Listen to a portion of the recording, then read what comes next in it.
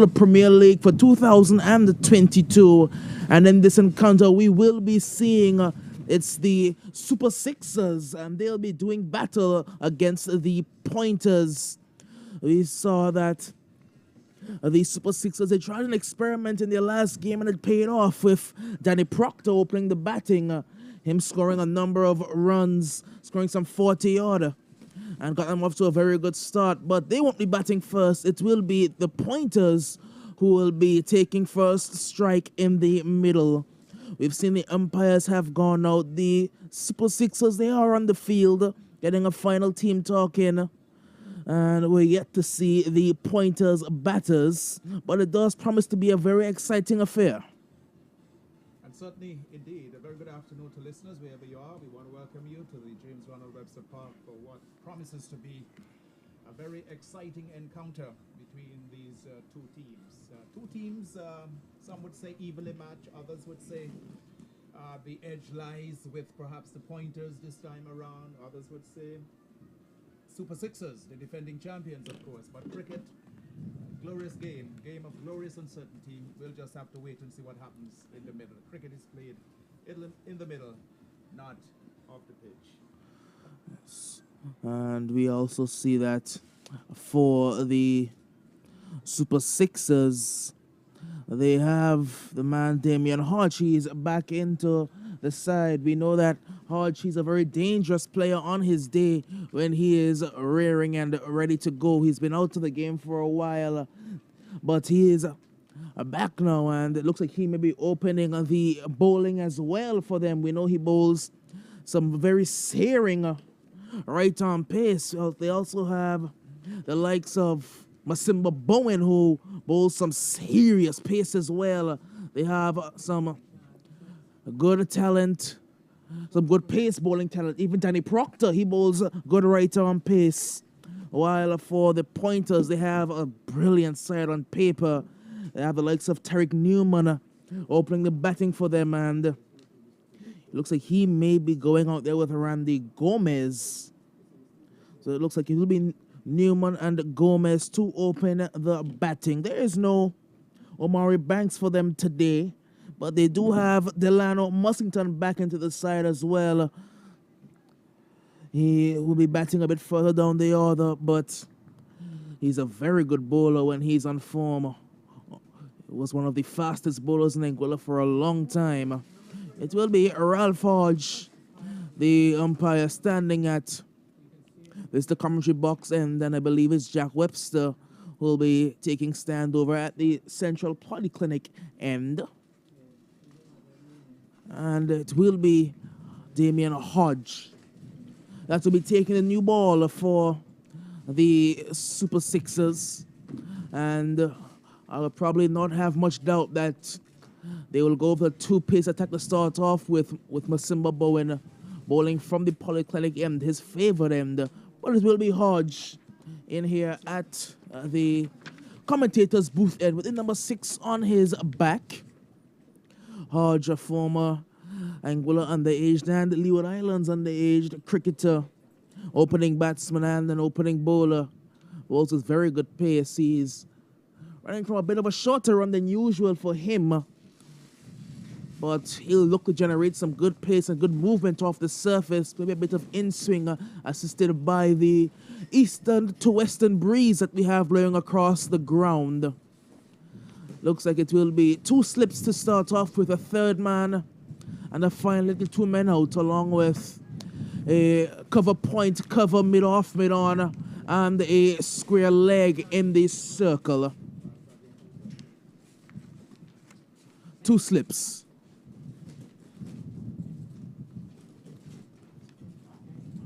Hodge looking to break into his run, but Ralph Hodge helps him to hold on just a bit.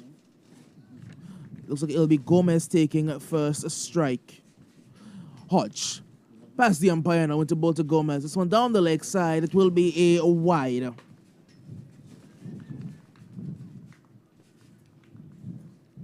So wide to start proceedings. Hodge getting his radar a bit wrong, but you can see he's generating some good pace. Yes, already. He's a lively bowler. Quite lively, quite sharp. good movement, both outwardly and inwardly. So he moves the ball about a bit. Here comes Damien Hodge. Past the umpire once again.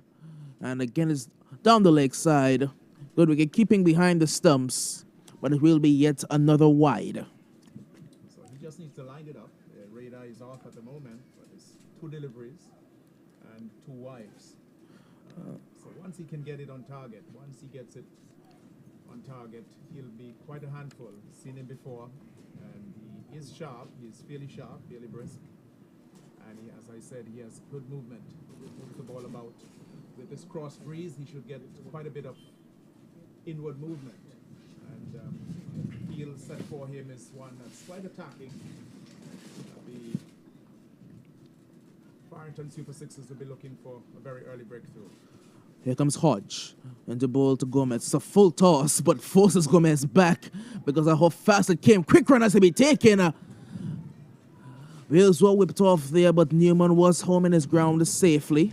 I don't think the wicketkeeper had the ball either. So that's the first run off the bat. It is 3. 1 to Gomez, and it brings Tariq Newman to strike. Newman, the left-handed opening batsman out of St. Kitts, I believe. He's played for the Leeward Islands as well. Field shifting over just a bit, but they've also taken out a slip, so he will go to extra cover. Just the one slip in place. Just the one slip in place for Tariq Newman. 6-3 field. As it's Hodge.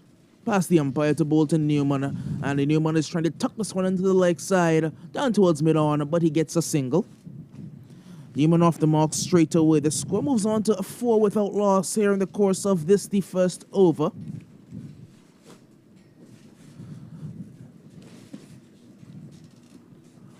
So they have a set plan in place for these 2 batsmen that seem to be going a lot more attacking to Randy Gomez, the wicketkeeper batsman. As here comes Damien Hodge. Runs away from us now, past the umpire into ball to Gomez. This one is Fuller, and Gomez drives beautifully through extra cover. There's nobody there. That will be 4 runs. Yes, a lovely stroke. Didn't have to move, but he moved, but he spoiled it by moving. That one was struck off the full face of the bat. And over this very dry and parched out field, he just raced away to the boundary for 4. Over pitch delivery, just on the line of the off stump, and the batter there made no mistake, just dancing into it nicely and punching it through the offside field for 4. It's a bit too full there from Damien Hodge. Has to drop his length just a bit. It was easy for Gomez to lean into that drive. And he played it with some brute force as well.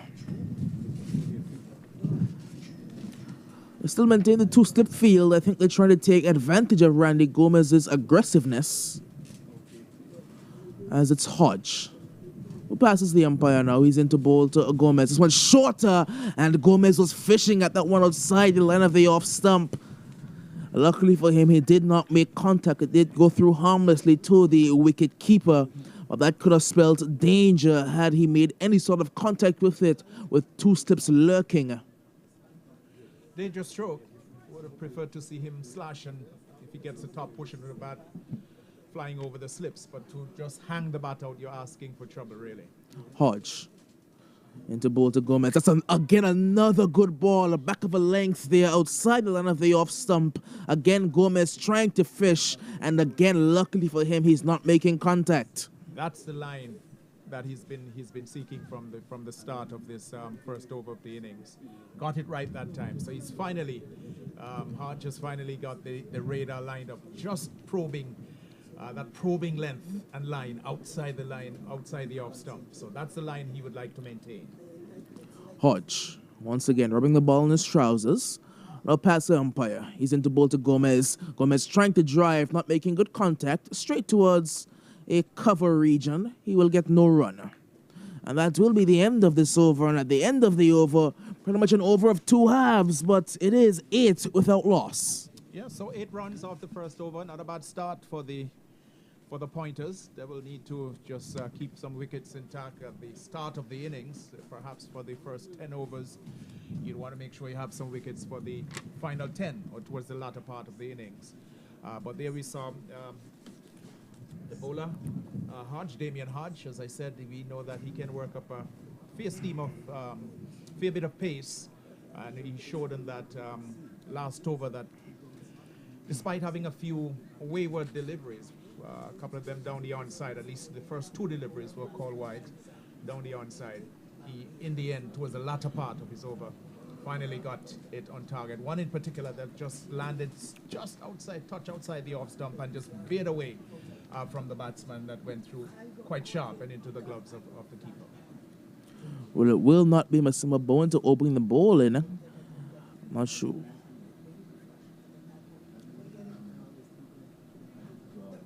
I think it will be Brown, I believe, will be taking the new ball. Joel Brown. Joe Brown will be taking the new ball from the polyclinic end. Another pacer. We know that the Super Six have a number of pacers in their ranks. Brown is one of them. They also have Yusuf Hodge and Bowen and Danny Proctor. Number of pacers in their ranks. Well, it's Joel Brown from the polyclinic end into bowl to Newman. Oh, and that will be a no ball. Got that. He airmailed that one really. I see the umpire has signaled a wide. Well then. There's some contention, some conjecture here in the box that it should have been called. It should have been called a no ball. And now it looks like the square leg umpire Ralph Hodge is coming across to have a word with Jack Webster, and it clearly should have been called a no ball. Has to be a no ball. Heard on that occasion, and I'm sure Ralph will be pointing that out to the standing umpire Jack Webster. It has to be a no ball. Yes, it has to be. We know at the very least it will be a run, but it has to be a no ball, the call there. And he only has one more for the over. But we did see previously with Shaquin Ferguson that the umpire allowed him to bowl a few of those airmail deliveries over the batsman's waist, and he got away with it for a while. He was stopped at about 5. Well, and it was umpire Webster is having a word with the bowler Joel Brown. Gave him a warning there. Let me see. Yep. We still haven't seen a signal really. And It's wide that it was signaled. Okay. Here comes Brown, and this one down the leg side with some good pace. We'll have to see if it's leg buys or runs. It's signaled as leg buys, so it will be 4 leg buys. 4 leg buys. So perhaps just brushing the pad or the thigh as it went past. It was a delivery outside the line of the leg stump. Leg stump and going. The batsman looking to tuck it through the onside. Missed it. The keeper couldn't stop it. Went to his right, low down, and went away for 4 leg buys. What we know is that they are generating good pace, but they have to get their line and length right, the Super Sixers, because if they get it wrong with the amount of pace they're getting, it will be easy for the batsman to just tickle it and touch it to the boundary. It's Brown once again. He's into Bolton Newman. And this one is driven aerially, and it's dropped. It was driven straight to cover in the air and put down.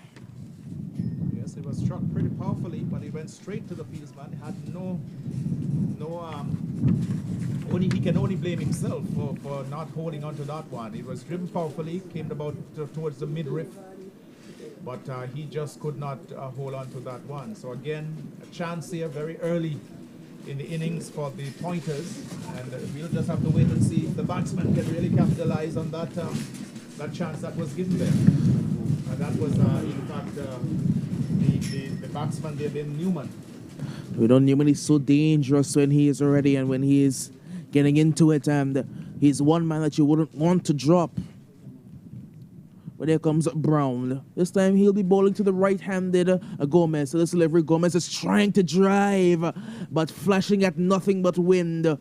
Luckily for him, he missed that one. And I can see why the Super Sixers, they maintain the 2 slips to him, because he is not afraid to stick his bat out there outside the line of the off stump. We've seen him in the previous over as well doing that, just holding the bat out, and you can only ask for trouble. You can only get an edge if you play in that sort of a manner, that sort of fashion. Brown once again into ball to Randy Gomez. Gomez is driving this one off the outside edge. It'll go down towards the backward point region. Man comes off the boundary and fields this Hodge, but he will get 2. One coming off the outer portion of the bat, but it was along the ground. It was a safe shot, and he got himself 2 runs. A shorter delivery, not with the sort of pace that we saw previously, but that one just squirting off the outer portion of the bat down to backward point for a couple of runs. It is going to be 15 without loss. Course of over number 2 as Brown is in again. This one shorter, and once again we can see Gomez is out there trying to fish at it, and again luckily not making contact. Yeah, he has to, either he's going for the shot, if he's gonna slash, you must slash hard. That is what we say in this type of an innings. If you're gonna hit outside the off stump, particularly so off a fast ball, you're gonna slash that hard. If it sticks the edge, it's more than likely to fly over the slips or go to the slips, but you're gonna flash hard. Brown again into ball to Gomez. He's pulling straight towards short square leg. It's been taken. Randy Gomez has to go. Caught for 7 runs off the bowling of Brown, and Brown has his man finally. Yes, it was a slightly slower delivery. He was into the pull stroke. Couldn't get the ball. Seemed to have just held a bit in the pitch. Didn't get up as much and as quickly as he had anticipated. It was very early into the shot. Could not control it, and the man at short square leg just held on to it gleefully. So the first wicket going down here for the Pointers with the score at 16. So 16 runs on the board, and the first wicket going down for the Pointers, that of Gomez, looking to pull the ball to mid-wicket, but the ball just seemed to have held a bit in the turf, in the pitch. Did not get up as quickly as he perhaps anticipated, and he was quickly into the shot, in too early, and could not get the sort of power that he would have liked to hit it into the mid-wicket boundary. So early wicket for the Pointers here in this contest. Early wicket for the Super Sixers in this contest against the Pointers. The batsman looks to be Oliver Walker. Yes, it is. Wearing the number 10 jersey on his back. Oliver Walker, very good player. Has played at a higher level, at least the first-class level in his native Jamaica. And he's quite a footballer as well, so he's a multi-talented sportsman. Saw him last season, did pretty well. Zaim played some wonderful strokes here in the original inaugural competition last year. So, and we know what Newman can do. Tariq Newman is quite a hitter of the ball, hits it very, very hard. So you have 2 very good batters at the crease now for the Pointers. And we know that the Pointers, they do bat deep. They have batting pretty much all the way down to number 9 in Delano Mussington. They do bat very deep with the likes of Nordell Lake, Leon Lake, and Garvey Lake to come. They also have Sam Connor, as well as Jaden Carmichael and the aforementioned Delano Mussington still left in the hut. So no real need to panic just yet. At the end of a 2, it is 16 for 1. Brown also went for 8 off of his over. I believe 4 of them were leg byes. Indeed. So what we're seeing that the Super Sixers now will be looking to take control of the innings from here on. Their bowlers, their opening bowlers, Brown and Hodge, completing the first 2 overs. 16 runs scored for the loss of the wicket of Randy Gomez, who was caught at short square of the bowling of Brown in the last over. One that just held a bit in the pitch, was into the shot much too early, couldn't control it, and was taken quite cleanly by the man at short square leg. Here comes Hodge. And he has to do this one again. He missed his run there. So he'll be turning around and bowling this one again. It is just one slip in place to Tariq Newman. Deep third, deep fine. The 2 fielders out of the circle. as Hodge passes the umpire. Ralph Hodge is into Bolton Newman. Shorter, and Newman is trying to do some evasive action. Doesn't get out of the way, and is struck on the hip. That will hurt. Yes, that will certainly hurt. It was a sharp delivery. He seemed to have been caught in two minds. He wanted to play the shot, and at the same time, he also wanted to get out of the way. But in the end, he couldn't get out. The ball was much too quick for him, got to him very quickly. And he was got him look rather ungainly as he tried to get out of the line of that one. Hodge once again passes the umpire. He's into Bolton Newman. Shorter, Newman trying to swat it, but too much pace on that one. He was well behind that delivery. Yes, certainly there we see Hodge working up quite a steam of pace now. He's certainly getting into his work, as we say. The first over was what could be considered a loosener, but young Damien Hodge getting into his work. Fairly small figure, not lanky, but small, but he has good pace. He generates some serious pace with his action. And he's in again, short again. Newman top edges it. It's down towards the keeper. Keeper settles, and he drops it. No, this is certainly unforgivable. The man with the gloves, who you think would be the safest of hands, the keeper going back, called for it. Terry Adams at first slip, just left it to him. He could have taken it, I'm sure. But the man with the gloves, you always say give the man with the gloves a chance. And the keeper, I don't understand that, Doc, how he floored that one. He settled. Very bad miss indeed. He settled under it, so he had time. He wasn't even running. He settled. He had the time. And he just spilled it, maybe at the last moment.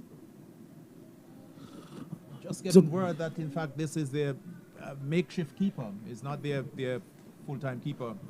So it won't be too hard on the young man. So here comes Hodge again. Fuller driving straight to cover. And there will be no run. There will be no run there. So the man was coming down the track. The stumps were hit, but he was back in his ground on time, was Oliver Walker.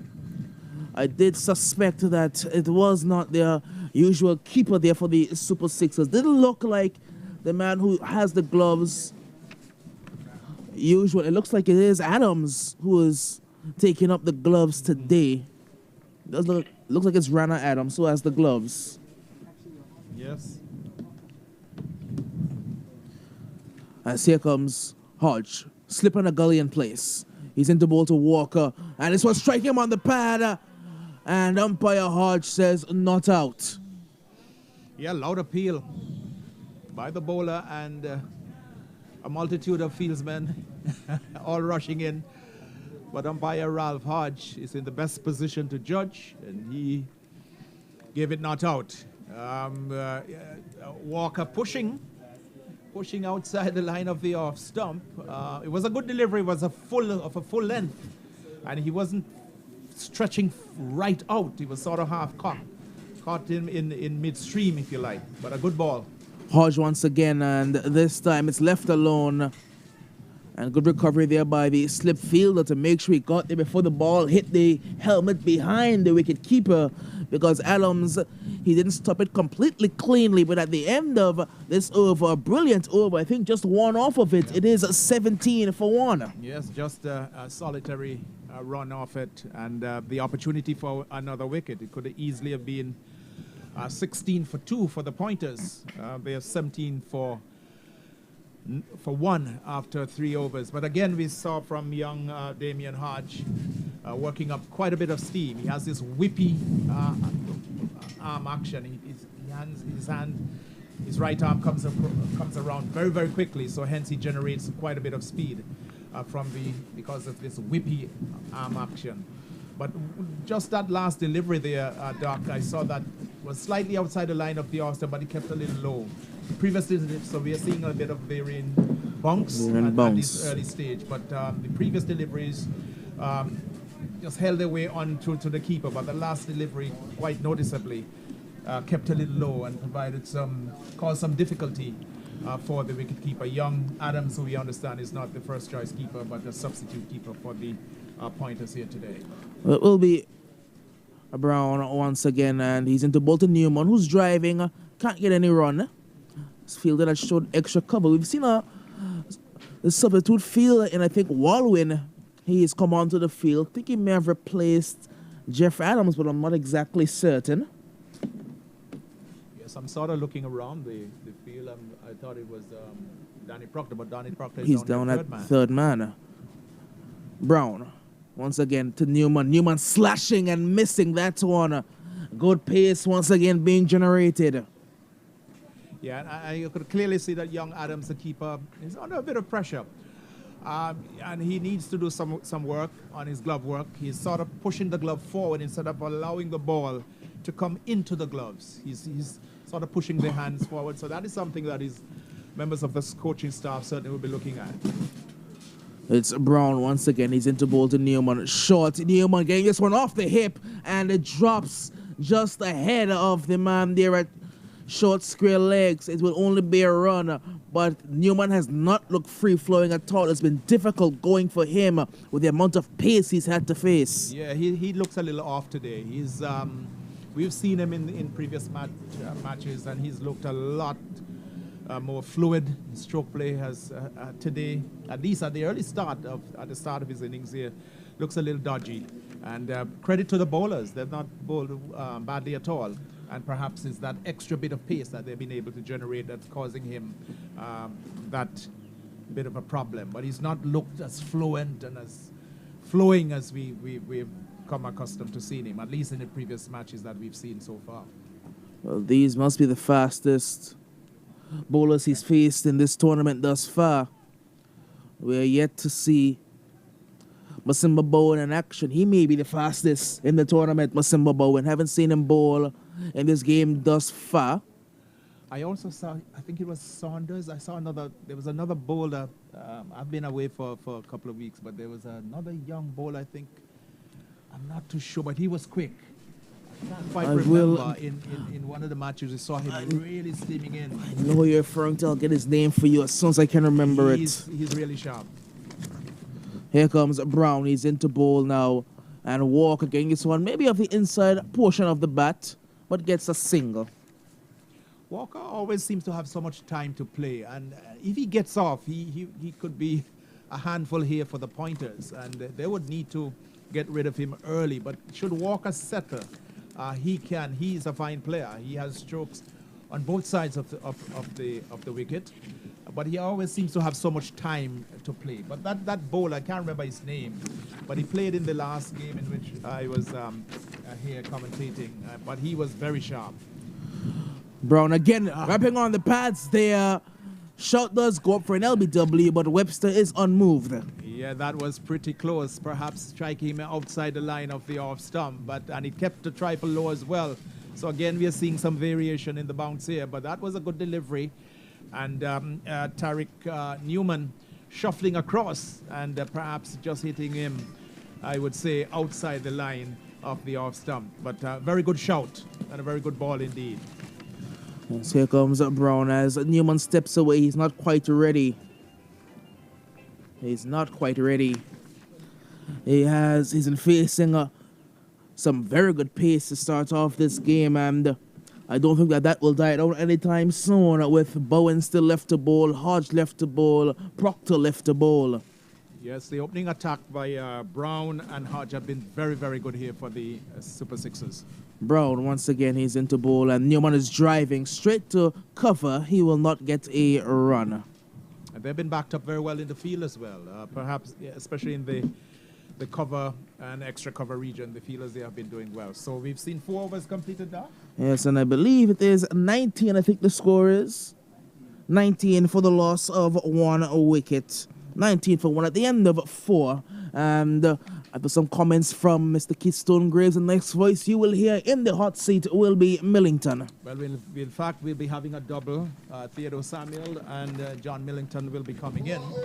All we can say, 4 overs completed, 19 runs scored for the loss of the wicket of Randy Gomez, who was caught at short square leg of the bowling of Brown for a 7. So we say a very good afternoon to the effervescent and bubbly John Millington as I make way for Theodore Samuel. Good afternoon, Pete, and welcome back. It's good to have you back with us indeed. Well, it's cricket here at the James Ronald Webster Park, and it's a beautiful evening. So wherever you are, we are inviting you to come down wherever you are in Anguilla. If you are in cyberspace, we are glad to have you with us, joining us in commentary. As I say, good afternoon to Theodore. It's good to have you. It's Damian Hodge with number 6 on his back. Turns at the top of his mark here to bowl to Walker. Runs away past umpire Hodge. Bowl to Walker. Walker to this delivery is getting one. That is making some height, and he is coming forward and pushing it on the offside. No run resulting. Score remains on 17, on 19 rather. 19 for 1. 19 for 1. A loss of the man Gomez for 7. Damian Hodge rubs the ball vigorously on his trousers, then walks, then breaks into his run, passes umpire Hodge, bowl to Walker. Walker's got a short delivery. Oh, that one is cutting his throat. Well taken by the keeper. Well, Walker taking evasive action there, and Hodge is getting something out of this wicket. Yes, there was really pace in that wicket, in that ball a while ago. And I like to see that when the balls kick up like this. Good pace in our wicket this afternoon. Well, umpire Hodge signal. One over the shoulder. Hodge is on fire. The sun is hot, and he's hotter than it. Here is Hodge to bowl to Walker. Bowl to Walker. Walker is getting one at his pitch up, and he's driving well. That's going to go for 4. That's a lovely stroke, and you can give up the tray. Save your leg, Mr. Hodge. That's gone for 4. That was a good shot. A good stroke there by Walker. Good response. Driving it, not backing away, not ducking out of the way. Driving well past Proctor and into the boundary for 4. Yes, a lovely stroke he did. And it came right down to the commentary end, into the boundary for 4. It was a very good shot indeed. 23 for 1. 23 for 1 in the course of over number 5. It's Hodge again. How would he respond to being hit past him? Here is Hodge to bowl to Walker. Walker is driving again, to this time to the left of Proctor, who skips across, makes a save of his body, and they get 1 in the process. Walker moves on by 1 to 6, and the total moves on to 24. 24 for 1. It is a brilliant, beautiful evening here at the James Ronald Webster Park. And we are seeing the NCBA banners. They are flying in the breeze, and just to the south of us, here is Damian Hodge to bowl to Newman, and the left-handed batsman seems to be shying away from the pace. Bowl to Newman. Newman is getting one. That is taking glove, and it goes down to third man.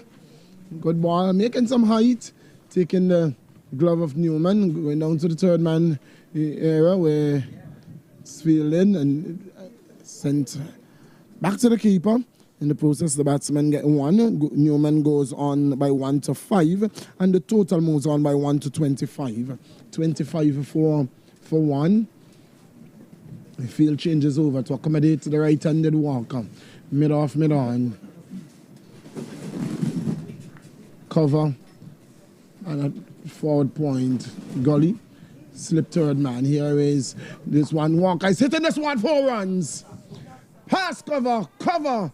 Had no chance. It busts the hand of cover like a bullet, and it goes to the boundary for 4. Yes, that was a glorious cover drive. He played it with all his might into the boundary for 4. Lovely stroke to end the over, and at the end of over number 5, it is 29 for 1. Good looking stroke there. You see, at that rate, they'll be going just about 140 to post 140 on the board. Will be a challenge in total for who is batting second. Is Sixers taking on the Pointers. Pointers not losing the opening batsman of Gomez. When the score, he scored Some 7 runs. Newman is there. He's on 5. Walker, he's on 10. It's 29 for 1. It is going to be Brong who is going to continue from the far end. Brong will be bowling to Newman, the left-handed batsman. Two rather tall pace bowlers starting the ball for the Sixers. Here is Brong, right arm over the wicket to bowl to Newman. Bowls to Newman. Newman is hitting this one in the air and goes away for 4. Wide of the man of mid-off. Mid-off was looking for a catch, but it kept going and going away from him, and it goes past him in the air and down to the boundary for 4. Yes, it was a very good shot indeed. He played it very well, and he handled it well. Although the man down on the boundary, he had no chance of getting it. Well, Rice in there on the edge of the circle, looking to make a catch of that one, was unable to. The 2 men out, and this is the first power play. Proctor, third man, and Hodge at fine leg. Here is Brong again. Right arm over the wicket to bowl to Newman. Passes umpire. Webster bowl to Newman. Newman is coming forward and pushing up to the offside. No run resulting. Stylishly. Number 22 on his back, Newman. Youth player from Nevis in St. Kitts. He would have played against Anguilla on a number of occasions. Remember the young man very well. Here is Brong to bowl to Newman. Runs away, passes umpire Webster, bowl to Newman. Newman to this delivery is playing off the pad, down to mid-on, can't score. Score remains on 33. 33 for 1. The course of over number 6. Final over of this the power play. Looking to capitalize on next 3 balls remaining in this over. What can they get? Not a bad start at all. 33 for 1. Yeah, just moving about 5 runs and over. Brong turns at the top of his mark at the Central Polyclinic end. Beautiful sunshine here at the James Ronald Webster Park. Runs away, passes umpire Webster. Bowl to Newman. Newman is coming forward and playing it through the outside. Can't score. It is Saunders in attendance there. Fields also return to the keeper. No chance of a run. Score remains on 33. Newman is on 9. With him is Walker. Walker is on 10. The batsman out is Gomez. Went for 7. Here is Brong. Turns at the top of his mark. Walks and breaks into his run. Bowl to Newman. Bowl Newman to this delivery. Slashing. It's in the air. It's high. Bowens is getting under it. Will he get there? No. Misjudged it. Didn't get there. And in the end, the batsman only got 1. Yes, he played that stroke very airborne indeed. And Bowen tried getting it, but misjudged it completely. Well, it's not very easy looking into the sun at this moment, this time of day. It's very, very hot out here. We are in the best seat in the house right now. Oh yes, we are in the very best seat, and it's very hot out there. Very, very hot.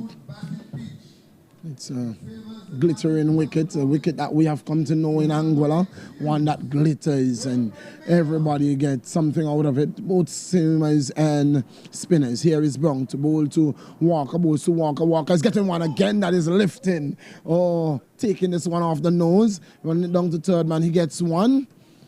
That's all there will be. Walker moves on by 1, 2 to 12. Walker is on 12, Newman is on 10, scorer. Yes, he doesn't handle the shot 11.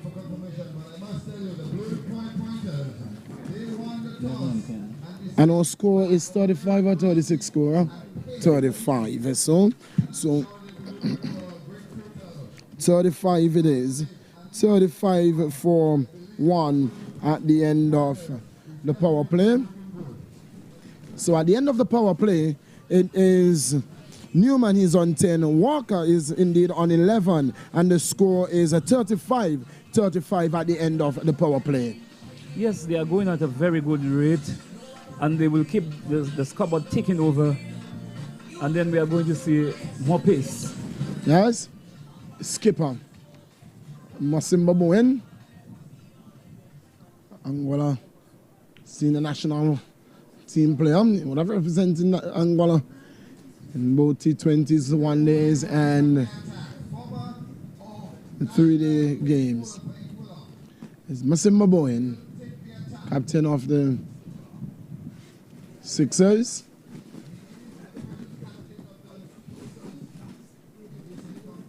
Masimba Bowen, number 22 on his back, gets the ball from Proctor as he walks to the top of his mark. Right beneath us here in the commentator's booth, he looks around to ensure that that's the kind of field that he wants. 6 overs have gone, so we are out of the power play. And there are some adjustments. He's moving the man from short mid-wicket, and he's putting him into the cover, extra cover. Well, it's a regulation cover. So he has a mid-on. It's a 6-3 field. Slip third man, backward point, cover, extra cover, mid-off. Mid-on, third man, and square leg. Here is Masimba Bowen to bowl to Walker, bowls to Walker. Walker is getting one that is coming forward and pushing it back down the track. No run resulting. Straight back to the bowler. Simba fails in his follow through. Score remains on 35. 35 for 1 in the course of over number 7. This 20 over a side match here. It is APL 2022 to season 2. Here is Masimba Bowen to bowl to Walker. Bowls to Walker. Walker to this delivery. He's getting a short one. Oh, he's knocking under this one. Masimba, and a wide call by the umpire. He says that one is going over the top of the head. And so that's a wide. Score moves on by 1 to 36. Yes, that was a very good bouncer indeed. Very good.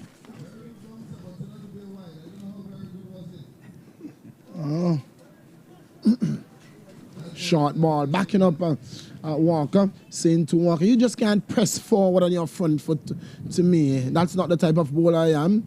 I will back you up. Here is Masimba Bowen to bowl to Walker, bowl to Walker. Walker is getting one that is playing through to cover. They are going to for a single and will get it easily. Walker moves on by 1. He is on 12. And the total moves on to 37. 37 in the course of the 7th over. Yeah, but Milliam, Bowen still has a lot of pace. Well, Bowen is just bowling here from muscle memory. It is just muscle memory. He's just resting the ball down. You have not seen Bowen bowl just yet. He's just resting this ball down on the deck. He is. If you see Bowen pull through, he will back up Walker. Well, here is Bowen to bowl to Newman. Runs away. Passes umpire Hodge. Bowl to Newman. Newman to this delivery. He is driving outside the line of the off, some missing. Pitching this one up. Looking for some swing. Looking for the outside edge. Terry Adams is there waiting in the slip. And Newman just playing with hands. Not feet at all. He say, I'm not going to get across. I see what you can do. I'm not going to press forward to you. Yes, he threw everything at it. Everything. But missed. Bowens again turns, runs away, passes umpire Hodge, bowl to Newman. Newman to this delivery is getting one that he's ducking under. That is, well, another wide. Yes, he looked and he looked and he wondered, and then he said, you know what, I'm going to call it. It's a wide. That one was definitely over the back and down the leg side. So wide call by the umpire. Score moves on by 1 to 38. Masimba Bowen, one of the bowlers that have bowled the longest over I've seen in Angola, about 17 balls. Here is Bowen to bowl to Newman. Bowls to Newman. Newman to this delivery is getting one that he's looking to walk off the pad. And getting it off the pad and gets one. Leg by signal by umpire Ralph Hodge. Total moves on by 1 to 39. 39 for 1. Yes, it's a very interesting over with a lot of pace in it.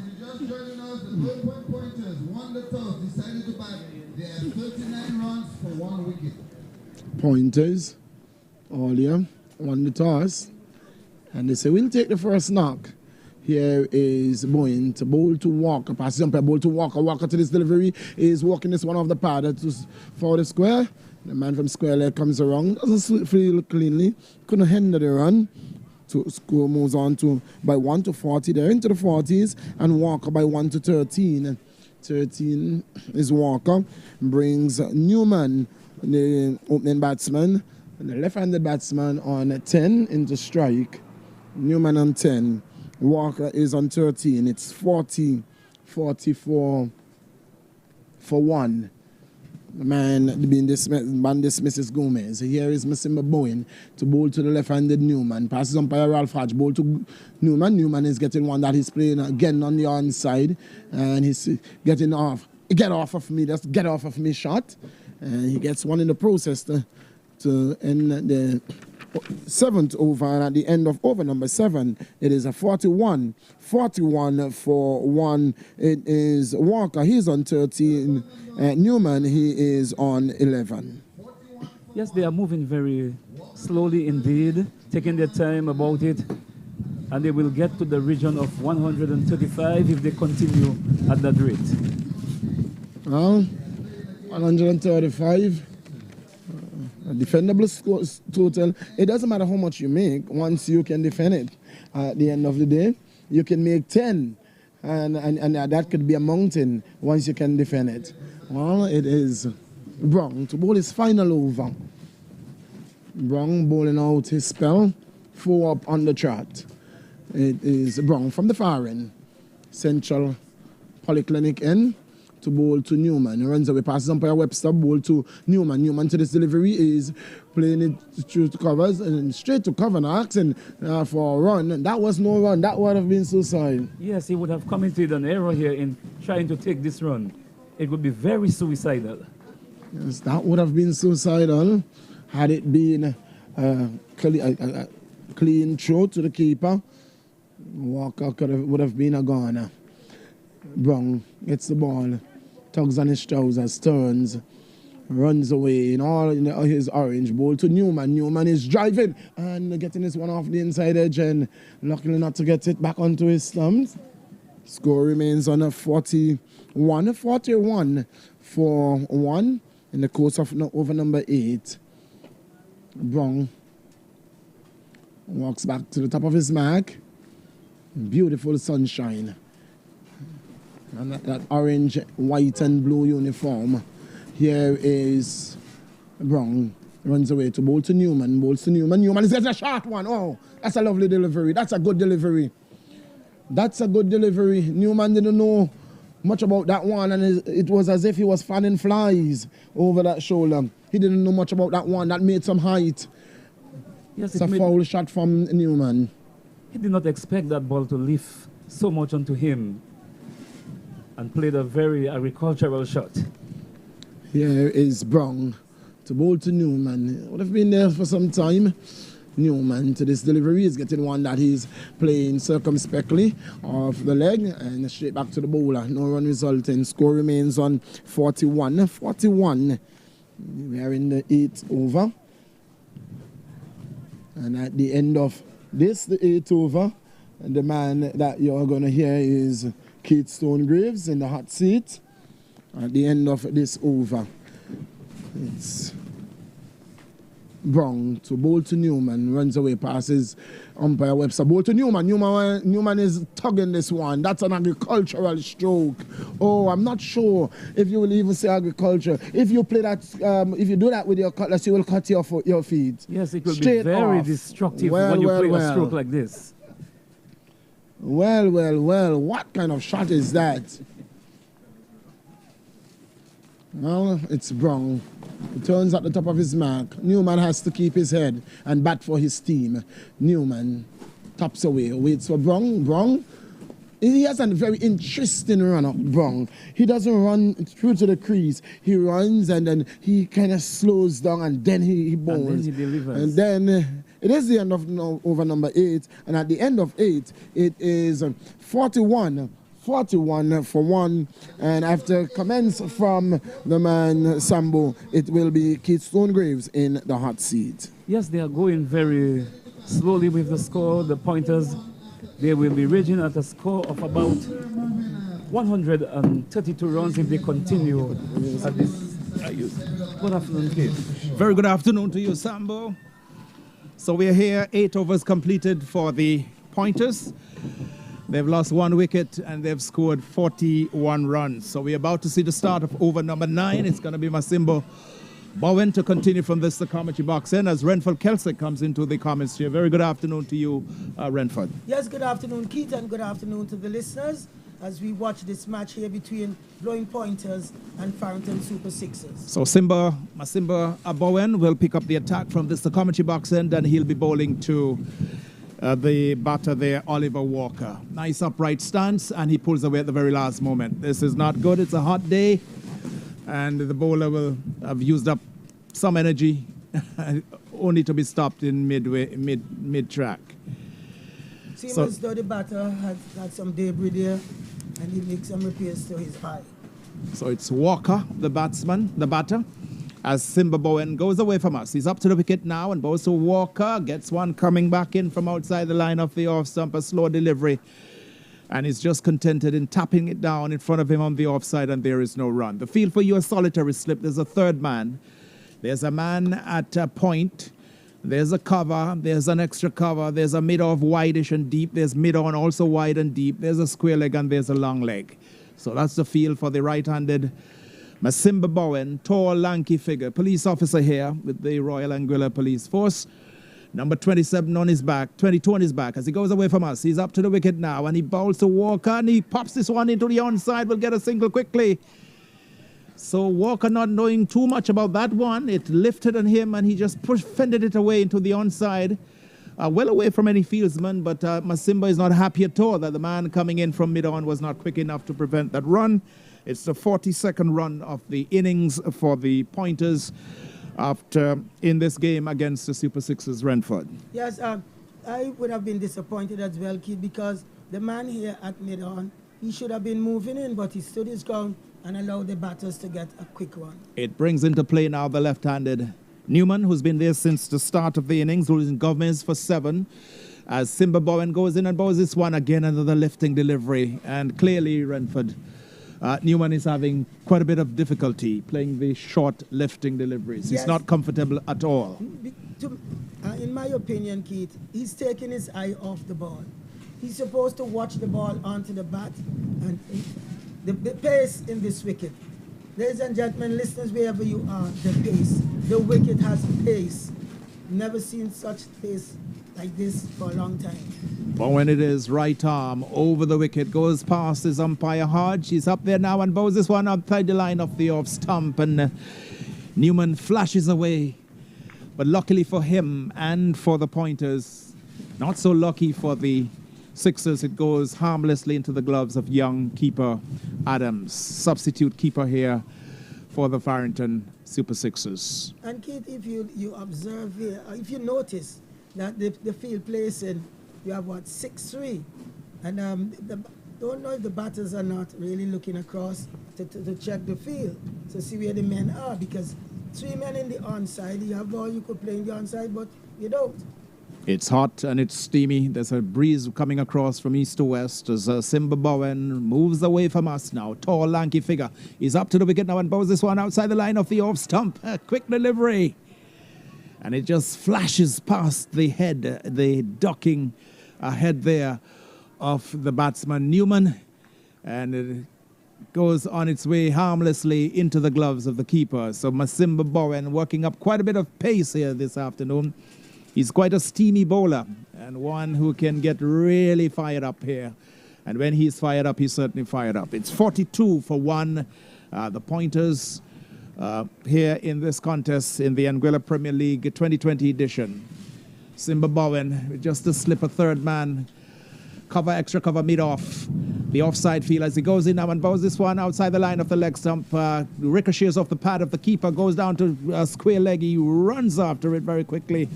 But the call is coming now from the umpire. It's a wide signaled by umpire Hodge. 43 is the score for 1. Yes, 2 wides there. And 44, I beg your pardon. Yeah, 44. And I remember earlier, just before the start of the season, that I spoke to Simba, and Simba said, Mr. K, I'm going to touch down like a 747 this year, which means I'm going to have a lot of pace. And here is it, getting a lot of pace from Simba. Well, he's certainly generating quite a bit of pace off this lively track here at the Webster Park. Here's Simba Boy, and he goes in now and bows a walk outside the line of the off stump. He goes right past the keeper into the very, very fine leg boundary for 4 byes. So keeper Adams is not having a good day. He dropped a very simple catch early in the innings, and he's having a very torrid time. He's not, we have to tell you that he's not the first choice keeper. He's a substitute keeper, and the young man is having quite a day of his life behind the stumps. 4 byes was the signal. It's 48 for 1 after 9 overs. And there, 48 for 1, 9 overs. And we saw that was a quick delivery, and the wicketkeeper not getting across in time, and the ball eluded both the batter and the wicketkeeper. But Simba generating, as a matter of fact, the pace bowlers that I've seen here so far this afternoon, generating a lot of pace, especially young Damien Hodge. He was quick, and he gives you some short one towards the neck and then over the shoulder. Good pace here. So we will be seeing a change in bowling at the far end of the ground. Certainly, Joel Brown has completed his 4. We'll get the individual scores for you. We'll get that from our scorer. The individual scores, Walker has 14, Newman has 11. And it's 48 for 1.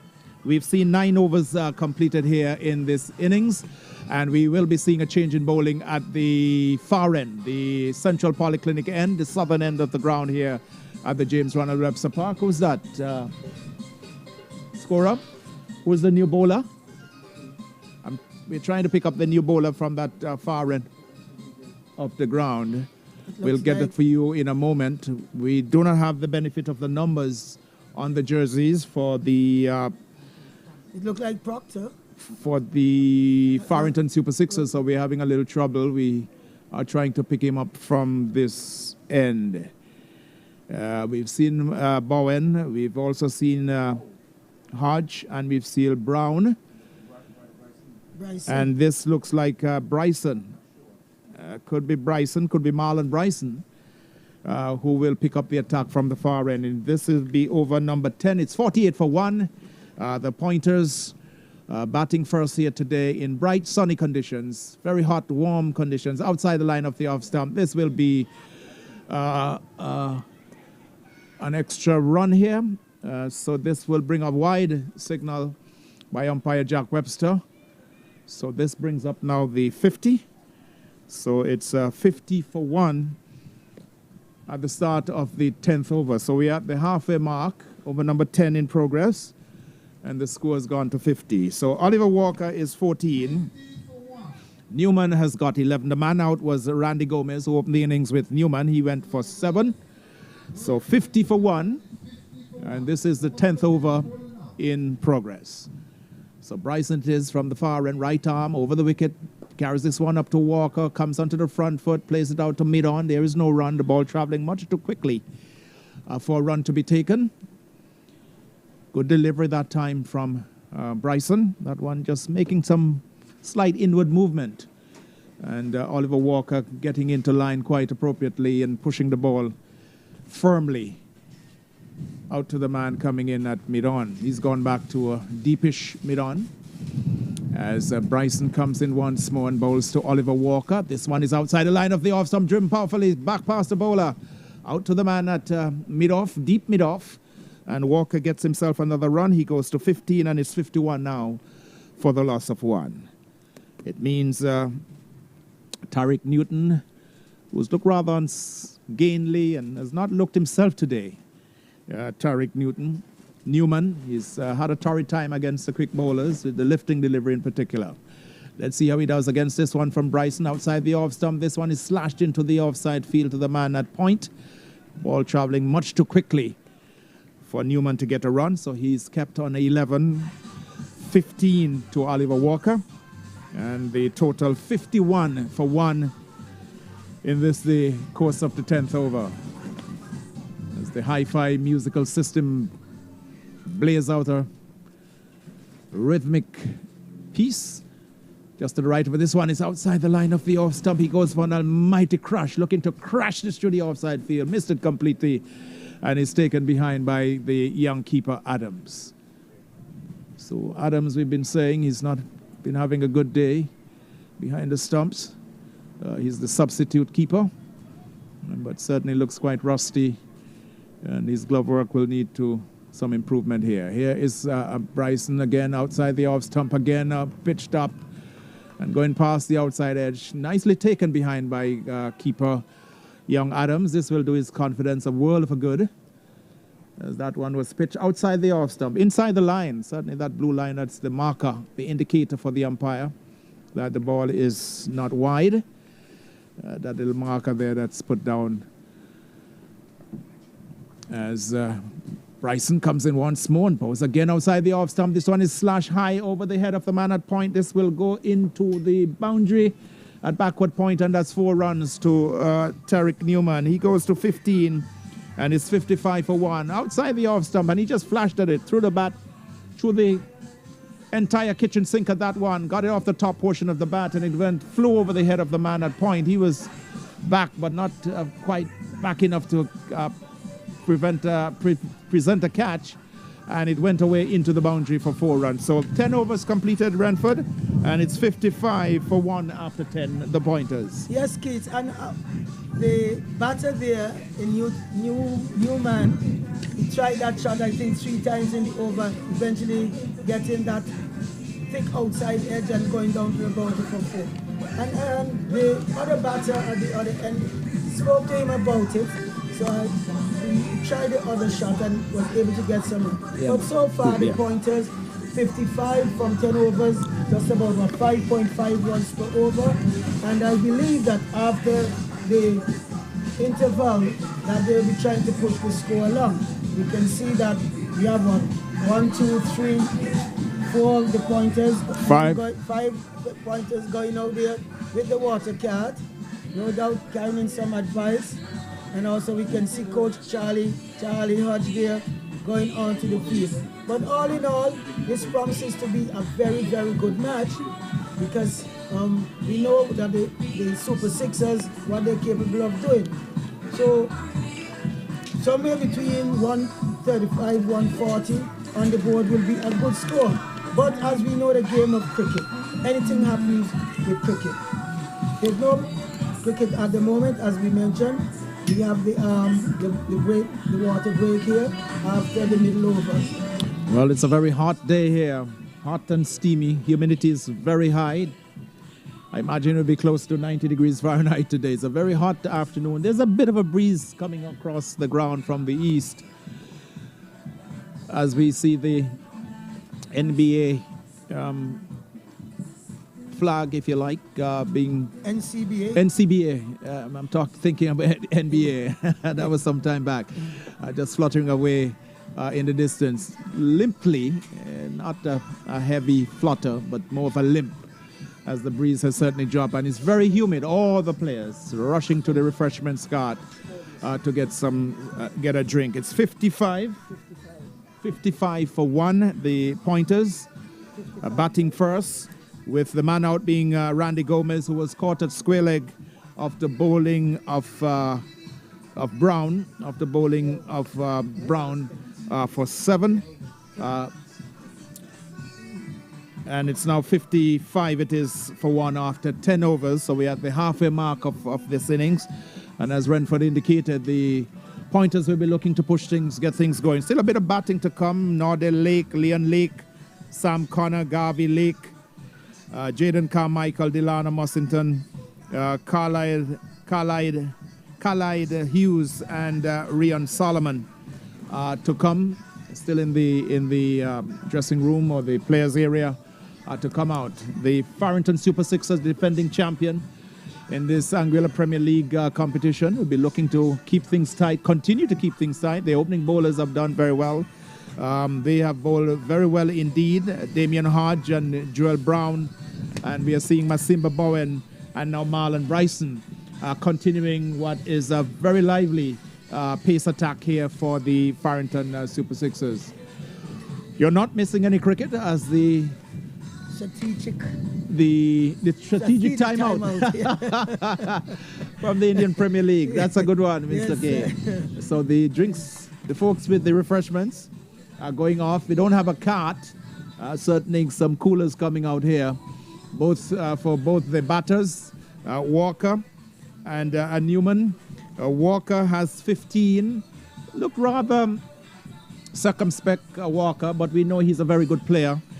Newman, as we said, who we know can hit the ball and hit it really hard, has not really got into his own here thus far. He's been there for 10 overs. He scored just 15 runs.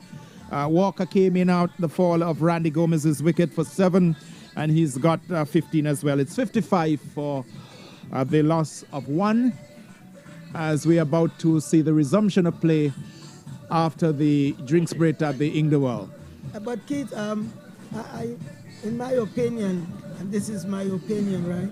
These batters, the pace has them baffled. They are baffled by the wicket is quick, very, very quick, and especially the left-hander batter. He's taking his eye off the ball because some of those balls he could play, just get behind the ball, but he wants to go at it, and then he says, no, let me move away and try to hook. But some of those balls he could pull instead of trying to chop. And also, we observed that he hooked high in the air instead of hooking down. Well, we are seeing a change here. I see that looks like Leon Lake. So it seems as though Tariq Newman has left the field. Perhaps maybe he picked up an injury, but that is certainly Leon Lake who's come in. Yes, that's Leon Lake indeed. Yeah, the way he walks, I know him from his that little short steppy gait that he has, the way he walks, very short steps and quite busy. So Lake has gone out with the number 2. Yes, Leon Lake, it is. So we don't know what has happened to Tariq Newman, but he has left the field. And Leon Lake has come in. It's 55 for 1. So we'll assume that Tariq Newman has left the field because of some injury, perhaps a strain or for some other repair.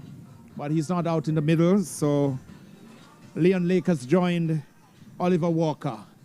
We're about to see the start of over number 11. It will be bowled by Daniel Proctor from the commentary box end, the northern end of the ground.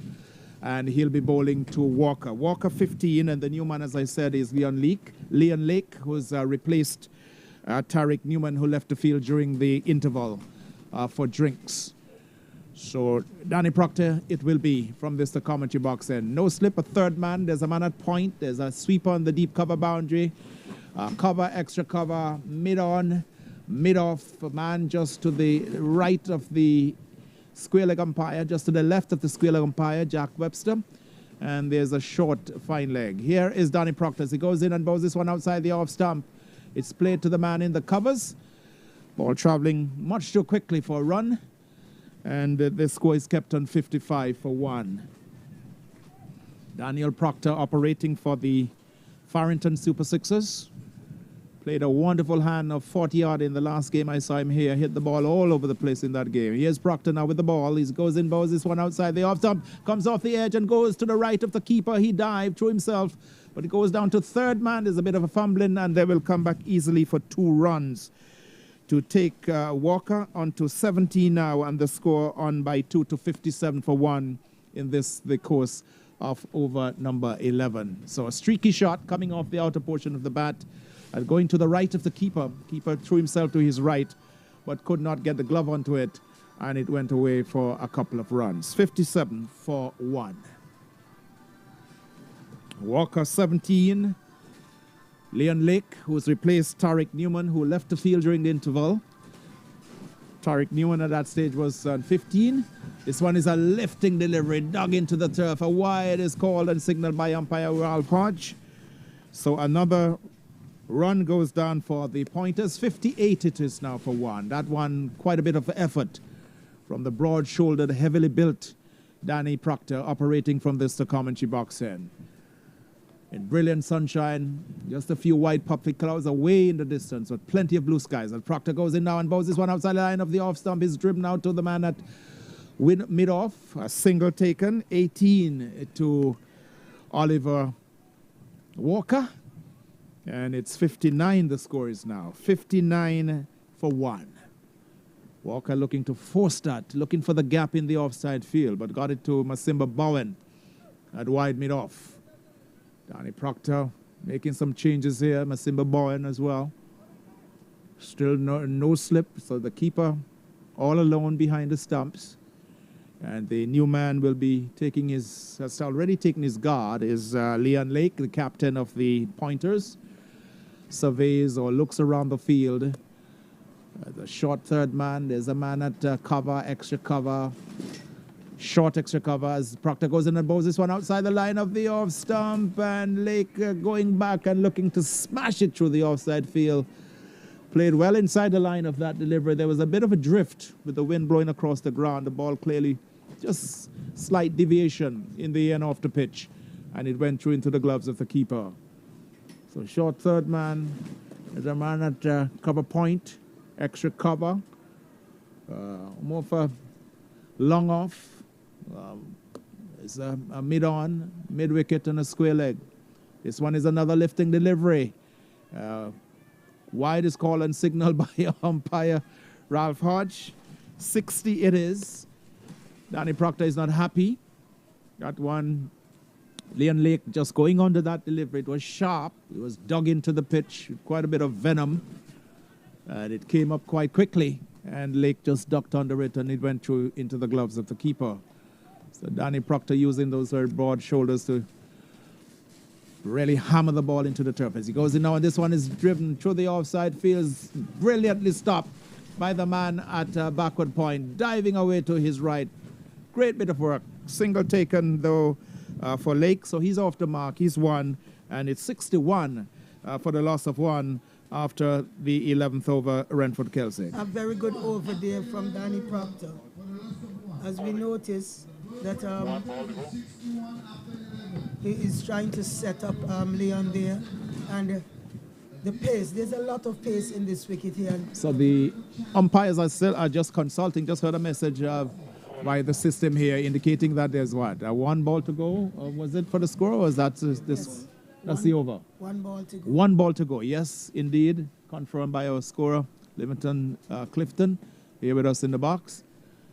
So the umpire, Hodge, just miscounting there. So Danny Proctor, you will have to bowl an extra ball. So that will be the case here. The score is 61 for 1, with Leon Lake 1, and as we understand, Tariq Newman, who left the field at the end of the 10th over with his score on 15, and Oliver Walker has 18. So Danny Proctor will bowl what should be or will be the final over. Final ball. Final ball, I beg your pardon, of over number 11. 61 for 1 is the score. And at the end of this over, Doc Bryan will come in here to pick up the commentary alongside Renford Kelsey. Here is Proctor, goes in now, and this one is driven into the onside. There's a man coming off the long on boundary. They want 2, but Leon Lake says we'll settle for 1 as Joe comes into the bowler's end. 1 run taken, 62 it is, with 19 to Oliver Walker. Leon Lake has 1. Newman, 15 was the score when he left the field. Randy Gomez made 7. And after comments from Renford Kelsey, it will be, okay, Doc Bryan has given me an extra over. So after, we'll hear some further comments from Renford. Yes, and not a bad over there from Proctor. We saw Leon getting two good deliveries, going over his shoulder, and then he tried to set up Leon and giving him a full toss, which he stroked nicely into the offside, which was well fielded there by the man at short extra cover. So all in all, steady going along is the blowing Pointers, and after 11 overs, there's some 61 runs. 62 for 1. 62 for 1. With Walker at 19, he'll be in strike, and the bowler will be Marlon Bryson from the far end of the ground. Bowling to a man at backward point. There's a sweep on the deep cover boundary. There's a cover. Mid-off wideish, long on. Mid-wicket, a man at the square leg and a long leg. Here is Bryson as he comes in from the far end and bows to Walker, and Walker punches this one into the offside and hustles through very quickly for a run. His 20th run of the innings, 63 it is now for one. Leon Lake, who's on one, comes in to strike, and he'll be facing Bryson for the very first time. We are in over number 12 of 20. In bright, sunny conditions, just still a bit of a breeze coming across the ground. Not stiff or strong breeze that it is, but just a gentle breeze. But the humidity is very, very high indeed. And as I said, it should be very close to about 90 degrees Fahrenheit today. Glorious day for cricket, as Bryson makes his way in from the far end now into Lake, who attempts to hook this one or to pull this one. Short arm pull down to back of the square, missed it completely. And it went through into the gloves of the keeper. And there was a signal of a wide. No? No. I thought for a moment that the umpire had his hand out. Over the shoulder. Yes, okay. So the score is 63 for one. This is over number 12. Being bowled by Marlon Bryson from the far end of the ground, the Central Polyclinic end. As he comes in now and bowls to Lake, he's tucked up, looking to hit it into the onside. And there is no run. Leon Lake is not the most fluent of batsmen, of batters, I should say, corrected. Always seems to be a little tucked up. It never seems to be that free-flowing left-handed batsman that we've come accustomed to by most left-handers. There's Bryson now into Lake, who comes onto the front foot and nudges this one very easily into the offside field and calls Walker through for a run, the 64th run of the innings for the Pointers. Lake goes on to 2, just nudging the ball into the onside, just tapping it down in front of him. And Walker responded very quickly. Walker is on 20, and these two will need to shoulder the innings. Northern Lake to come, Garvey Lake, Sam Connor, Jaden Carmichael, Dinardo Mussington. 89 degrees, I've just been informed. 89 degrees Fahrenheit as the American Airlines goes away in the distance. This one is outside the line of the off stump, slashed down to where a third man would be. There's a long run for the man coming around, but he's not going to get there. And it goes into the boundary for 4 runs. 68 now for one. And Oliver Walker goes to 24. Outside the line of the off stump, and he slashed and slashed very hard. It came off a thick outside portion of the bat, outer edge. There's no slip, and it went where perhaps maybe a first or second slip would have been. The man at third man is quite wide. He could not get around, had quite a bit of running to do to his left, could not get there in time, and Walker gets the boundary. He's gone to 24 and he's 68 for one. As Bryson comes in once more, bows to Walker, and Walker turns this one into the onside. Upishly, oh, he's dropped. Dropped by the man coming in there at a short square leg. It was hit, clipped in the air, very uppishly, and I thought, he's very disgusted with himself, and indeed he should, as that one went uppishly straight to the man at that short square. For a moment, I thought he had it under control, missed it. Walker gets his 25th run, and it's 69 for one after 12 overs. Further comments from Renford, Kelsick, and then it will be Doc Bryant to continue the commentary. Yes, a bad miss there by the fieldsman there. And he thought that he had the ball under his control. And as Keith mentioned there just a while ago, he took the ball and he bounced it into the ground. But a very good over there, nonetheless, for the Pointers, getting quite a few runs. And the batter there, Walker, is continuing to push the score along. And the Leon Lake, as we know, Leon is going to try to get quick singles and do the best they can. So I believe it is 69 for one, I believe the score is. 69 for one scorer? 69 for one the score. And it will be Danny Proctor to continue the bowling from the commentary box end. Proctor bowls, bowling his right arm medium pace. He does have Oliver Walker on strike, who is on 25. He has been scoring well. Leon Lake has just joined him. We saw that Tariq Newman had to retire. Don't know whether he retired out or retired hurt. We'll have to get confirmation. Just know that he retired. Yes, he retired because we noticed there to retired sick. Yes, so I think he's retired hurt. Yes, retired hurt. Because as we observed there, Doc, earlier on during his innings, in trying to push the quick singles, that he was really slow in getting off and also with the pace. That's what they do have. Some good power still in the shadow with Garvey Lake still to come. They also have the likes of Delano Mussington and Jaden Carmichael, as well as Nordell Lake. They have a number of batters left in the hut. They'll just have to see if they'll be able to push along the scoring rate.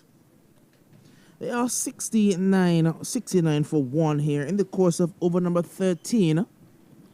Not going at the rate that they would like to, going at below 6 runs and over.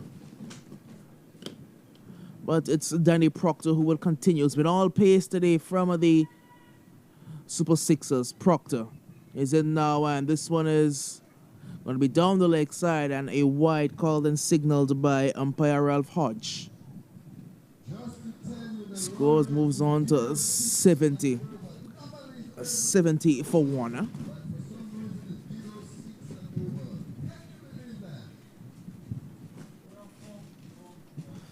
It's going to be Proctor turning once again.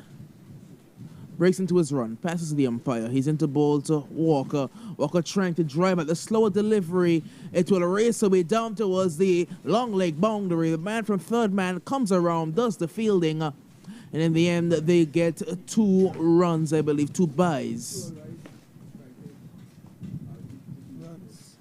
2 runs, actually, off the bottom edge. It's 2 runs off the bottom edge. 2 more runs to Oliver Walker. Moves on to 27.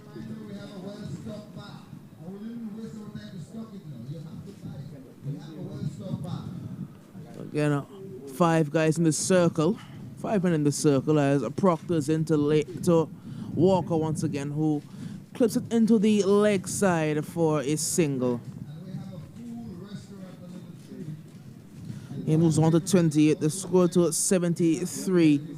Still very aggressive field being set by this Super Sixers side.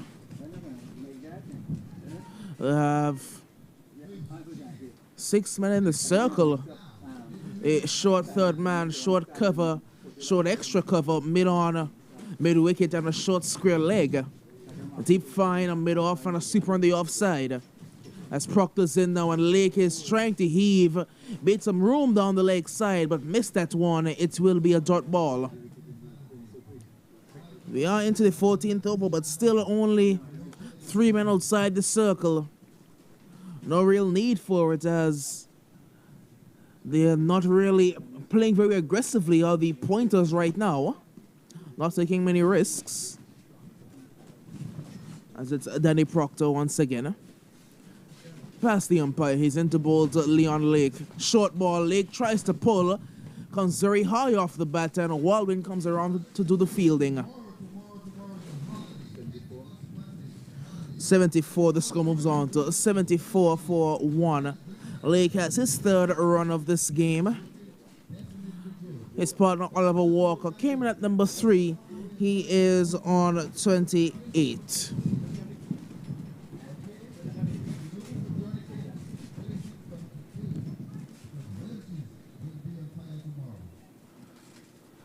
Changing the field just a bit.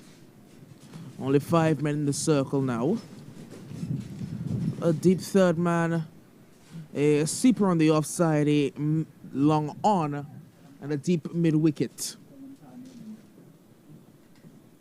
As Proctor's into Walker. Walker pushes down towards mid-off for a single.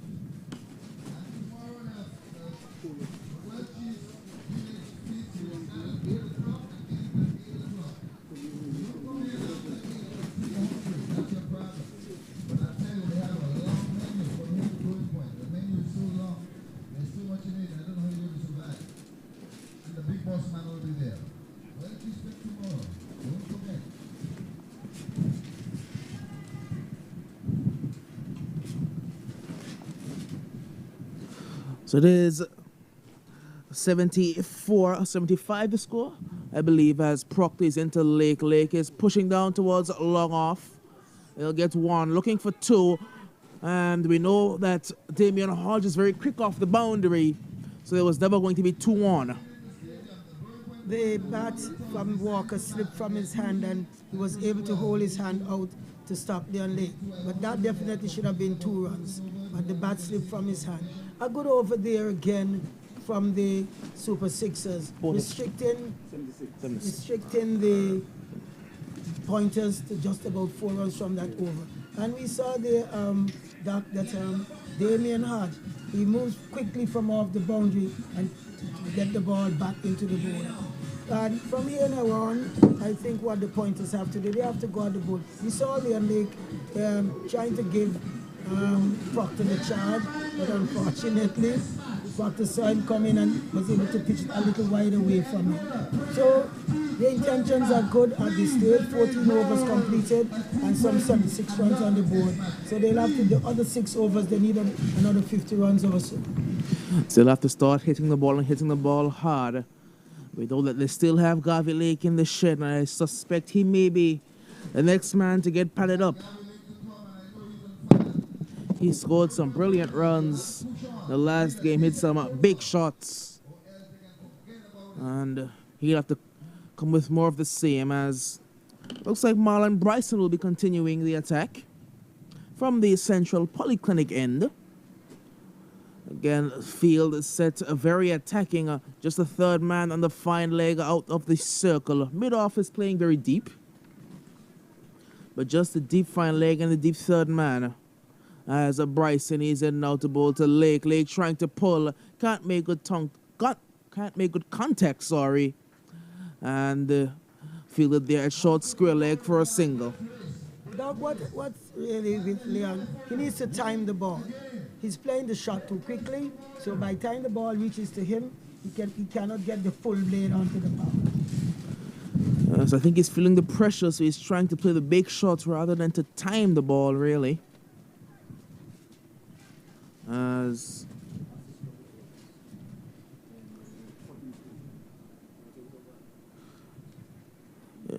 it's a 77 for 1 here in the course of the 14th over. 77 for 1. A deep cover. Long on has gone back now, as well as a deep mid wicket. Now the long off is being sent back. Bryson, was into his run. So it's a deep third, a deep cover, long off, long on, deep mid wicket. Oliver Walker, the man on strike, he's on 29. Marlon Bryson, as the fine leg is being sent to more of a backward square leg region, maybe on the 45. As here comes Bryson. Runs towards us from the Polyclinic end. He is into ball now to Walker, and this one keeps low. This one keeps low there. And it sailed under the bat of Oliver Walker. Wasn't able to score a run.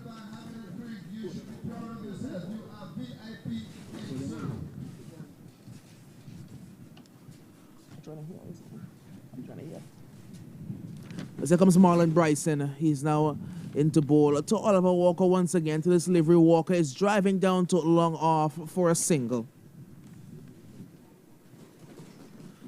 Walker on to 30, the score on to 78, I do believe.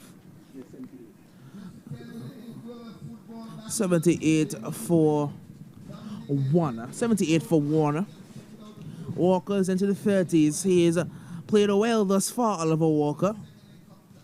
We've not seen anyone else really get going. Newman scored a very laborious 15. Gomez was gone for 7 after striking 1 boundary. Lake is in and he's on at 5. And so comes Bryson. He's into ball now to Leon Lake, who's not going to get any good contact on it at all. It went through to the keeper, but Adams couldn't quite keep it in front of him, and they got a single. I think he got on the edge to that one. No, there's no signal from the umpire. No, Is it? No signal. so it is runs. Yes, runs. May have been a toe edge or an under edge. It is runs. So one more to the total of Leon Lake. As Marlon Bryson bowling his right arm pace over the wicket. Passes the umpire. Webster, he's into ball to Walker. Walker trying to cut. Not making contact. Good take there from the keeper because it rolls sharply off the length. Quick delivery indeed. Very, very quick. And even Bryson is pitching that ball right in that spot and getting the ball to move quickly across the batsman. What this game is it's a battle of pace versus spin, really. The Pointers, they have a very good spin attack led by Nordell Lake and Jaden Carmichael, as it's Bryson in again, and Walker drives down to the long off region for a single. And it's a misfield there, but not very alert running, really. Not very alert running. They only get one when it could have been and should have been two, really. And that will be the end of this, the 14th over. And at the end of 14, it is what, 79, I believe, for one? 80 for one. 80 for one from 14 overs, which means we have 6 overs left. And skipper is Leon Lake. Leon Lake, I think, is the captain for the Pointers. Yes. He will have to push the scoreboard, get the scoreboard clicking, because 6 overs left. You still need quite some runs, because 80 with the batting that the Super Sixers have, they have to get a good score. You must get a good score so that you put up a good fight against the Sixers. As we know, that we have Proctor, then there's Adams, and then there's Terry Adams. So all in all, and then Simba himself, he can hit a long ball. You know, Damian Hodge, he can strike the ball a fair distance. Yusuf Hodge can strike the ball a fair distance. And they will have to get a move on, because there's some power hitting in this side for the Super Sixers. But we know that the spinners of the Pointers, they will look to see what this track is offering for spin. As it's going to be Proctor to continue. Driven there from Walker in towards the extra cover region. And that's poor fielding from Simba, so he will get 4. Simmer from mid-off came across, went down a bit lazily. It skipped past him, and it ended up going into the boundary for 4. So that's more runs for the Pointers. It's 4 runs for the Pointers. That was a slow delivery and a very, very bad miss. That should have been only 1 run. And the ball eluding Simba, going on to 85 in the course of this, the 15th over. And no doubt that the message got to the batters that they have to push the scoring. They will have to start scoring and start scoring quickly. Leon needs to get to time the ball. He's playing his shots, but he's not timing the ball. He's going to have to start getting a move on very quickly, or he may be forced to retire as well. Proctor, he's into Leon Lake. Lake down the track, but not making contact. There was an appeal that went up, but I think the bat smacked the ground rather than hitting the ball. It will be no run. Good ball there from Danny Proctor, showing off his death bowling skills. He saw Lake scampering down and just pushed it wider and fuller. Ended up trapping Leon Lake. This has been good bowling, good pace bowling so far from the Super Sixers. They have kept the Pointers in check, only picking up the 1 wicket, but the scoring has been slowed tremendously, as there's a slower ball, and it's timed brilliantly through backward point. He will get 4. Wonderful shot there by Leon Lake, opening the face and guiding it between the point and the short third man fielder for 4. Very good shot indeed. And as I said earlier, he needs to time the ball, and that's exactly what he did. That one raced to the boundary. 2 fielders were trying to convert, but they couldn't get it. Good shot. First boundary to Leon Lake. He's on to 10. The score has moved on to 89 in the course of this, the 14th over. 15th over, sorry. 14 have been bowled in the 15th over, as it's Danny Proctor. Runs away from us now, past the umpire. He's into bowl to Lake. Slower ball. Lake clips it down towards the fine leg region. They'll get one looking for the second. Lake turns for the second, and he does get the second. But Doc, Leon should have been moving faster than that, because the man from long leg had to come around all the way to his right, and he had the ball in his hand, and that's when Leon is looking for the second. They should have been looking for 3 runs there.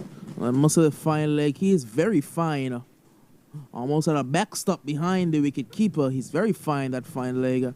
The ball's played more towards the backward square region. But it's Proctor in again to Lake. Lake charges and again misses.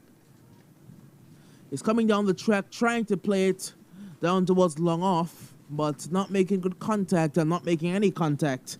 And that will be the end of the 15th over. And at the end of 15, it's the Pointers who are 91 for the loss of 1 wicket. A good over there for the Pointers, getting quite a few runs there. And with 5 overs remaining, we know that Walker, he's going to try to push the score along. And we had some very good bowling here from Proctor. Proctor is using that slow ball as well.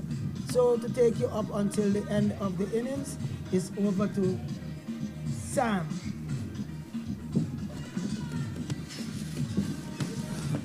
.91 for 1 the score here as we're into the 16th over to be bowled now by Marlon Bryson. As I will say, a good afternoon, Sambo, and how much do you think the Pointers will get based on their current platform? On the current rate, they will get 125, 126, just here about. They will have to push along the scoring and push it along very quickly. Fine leg being called into the circle. So it's a deep mid-wicket, long on, long off, deep cover, deep third man. A very large gap between the forward square leg and the fine leg, both in the circle. Very large gap, so if Bryson strays, it may prove some danger. Bryson is into ball to Walker, who's driving down to long on for a single. Yes, he played that stroke very well indeed, but they are running very slow between the wickets. As you can now see the square leg, he is switching over to a point region for the left-handed Leon Lake. Again, going with more players in this circle. They have the leg side set back, but the offside is in the circle. As it's Bryson into ball to Lake, who's coming down the track and driving with some power down to long on. It takes a bad bounce. They will get 1 and no more. Yes, he played that stroke very well, but there was a fielder in the way, and he only limited to 1 run, moving the score to 93. 93 the score. 93. Loss of just the 1 wicket. As Marlon Bryson is continuing his bowling. He's bowled well thus far. Bryson passes the umpire into ball to Oliver Walker. And Walker's again driving down to long on. They'll get 1. Walker will turn for the second, but Lake will not respond to the call. It's just a single. Yes, they are running very lazily between the wickets. There should have been 2 runs in this stroke played here. The score is on to 94. 94 for 1 here in the course of the 16th over. They've had 3 balls and they've scored 3 runs. As again, the offside field comes in. I think Lake would be better served trying to carve open the offside field. As Bryson is in, Lake down the track and just heaving into the leg side. Tugging a ball from outside the off stump. They'll get 1 and 2. Good running there this time. But Lake is looking a bit inhibited there in his running. Yes, he made an effort this time to run 2 runs. There was always 2 from the moment the ball left the bat. With Lake hopping down the track, I think he'd be better advised trying to go over the offside rather than tugging a ball from outside the off stump into the leg side. As the short extra cover, point, and third man are all in the circle. Even if he gets an outside edge, it will probably go over the head of the short third man. Bryson is bowling with some good pace. He's now past the umpire. He's into bowl to Leon Lake. down the track, tugging once again into the leg side. And they will only get one. Walker one to the second. He's complaining, but Lake didn't even bother to turn around and look towards Walker for the second. He said, I'm not taking a second run. You can have the strike. He's on to 16. The score is on to 97. In the course of the 16th over, Oliver Walker, the man on strike, is on 38. His partner Lake is on 16. As here comes Marlon Bryson. Breaks into his run, passes the umpire into ball to Walker, who's again heaving into the leg side, down towards the mid-wicket region. They will just get one. You see, the movement between the wickets, they are very slow. There should have been 2 runs in this, and Leon is calling for something, really, he's calling. Well, at the end of 16 overs, it's 98. 98 for the Pointers. They are 98 for 1. And after some further comments from Sambo, the next voice you will hear in the hot seat will be that of Millington. You see, at the rate that they are moving, they will only get to about 120, which might be a walkover score for the team batting second. Good afternoon, Millie. Good evening, good afternoon to you, Sambo. What are your predictions? 120. 120, that's a losing score. So you will definitely have to get more than that. 121 can be a winning score, but 120 is a losing score. 120 is what Sam was predicting. They are 98. 98 for 1, with 4 overs to go. You will really have to, you will need to step on the gas. You can't afford to get 120 for 1. So you have to look for 135, 140 for 5 or 6. Yeah, you should step on the gas right now with the remaining 3 overs. At 10 runs and over? With the likes of Northern Lake and the man Garvey Lake still at in the hunt, you really have to look to step it up in the next 4. It is Masimba Bowen who is going to continue from this commentator's booth end with number 22 on his back. And he's asking his third man to come a little straighter. You are too wide, so he's bowling with 5 out. That is the long on, the long off, mid-wicket. Man really in a cow corner rather than mid-wicket area. So it's a long on, long off cow corner. Deep extra cover, third man. Those are the men out. And in the 30-yard circle, you have the extra cover, backward point, and a man at forward square. And also short fine leg. So he is retiring hurt. Leon Lake has retired hurt as well. He's complaining of his groin. Well, that is another ploy. Yeah, to get a new batsman in. So, Millie, what is your prediction on the score? He has retired hurt, and it's Garvey Lake. Garvey Lake who is going to... will he be timed out? Are they playing time out in this game? He has to get to the crease in 120. Is it 120 seconds? Is it 2 minutes? A minute and a half? 2 minutes, yes. So Masimba Bowen is having a conversation there with the umpires and is wondering why the batsman had to retire hurt.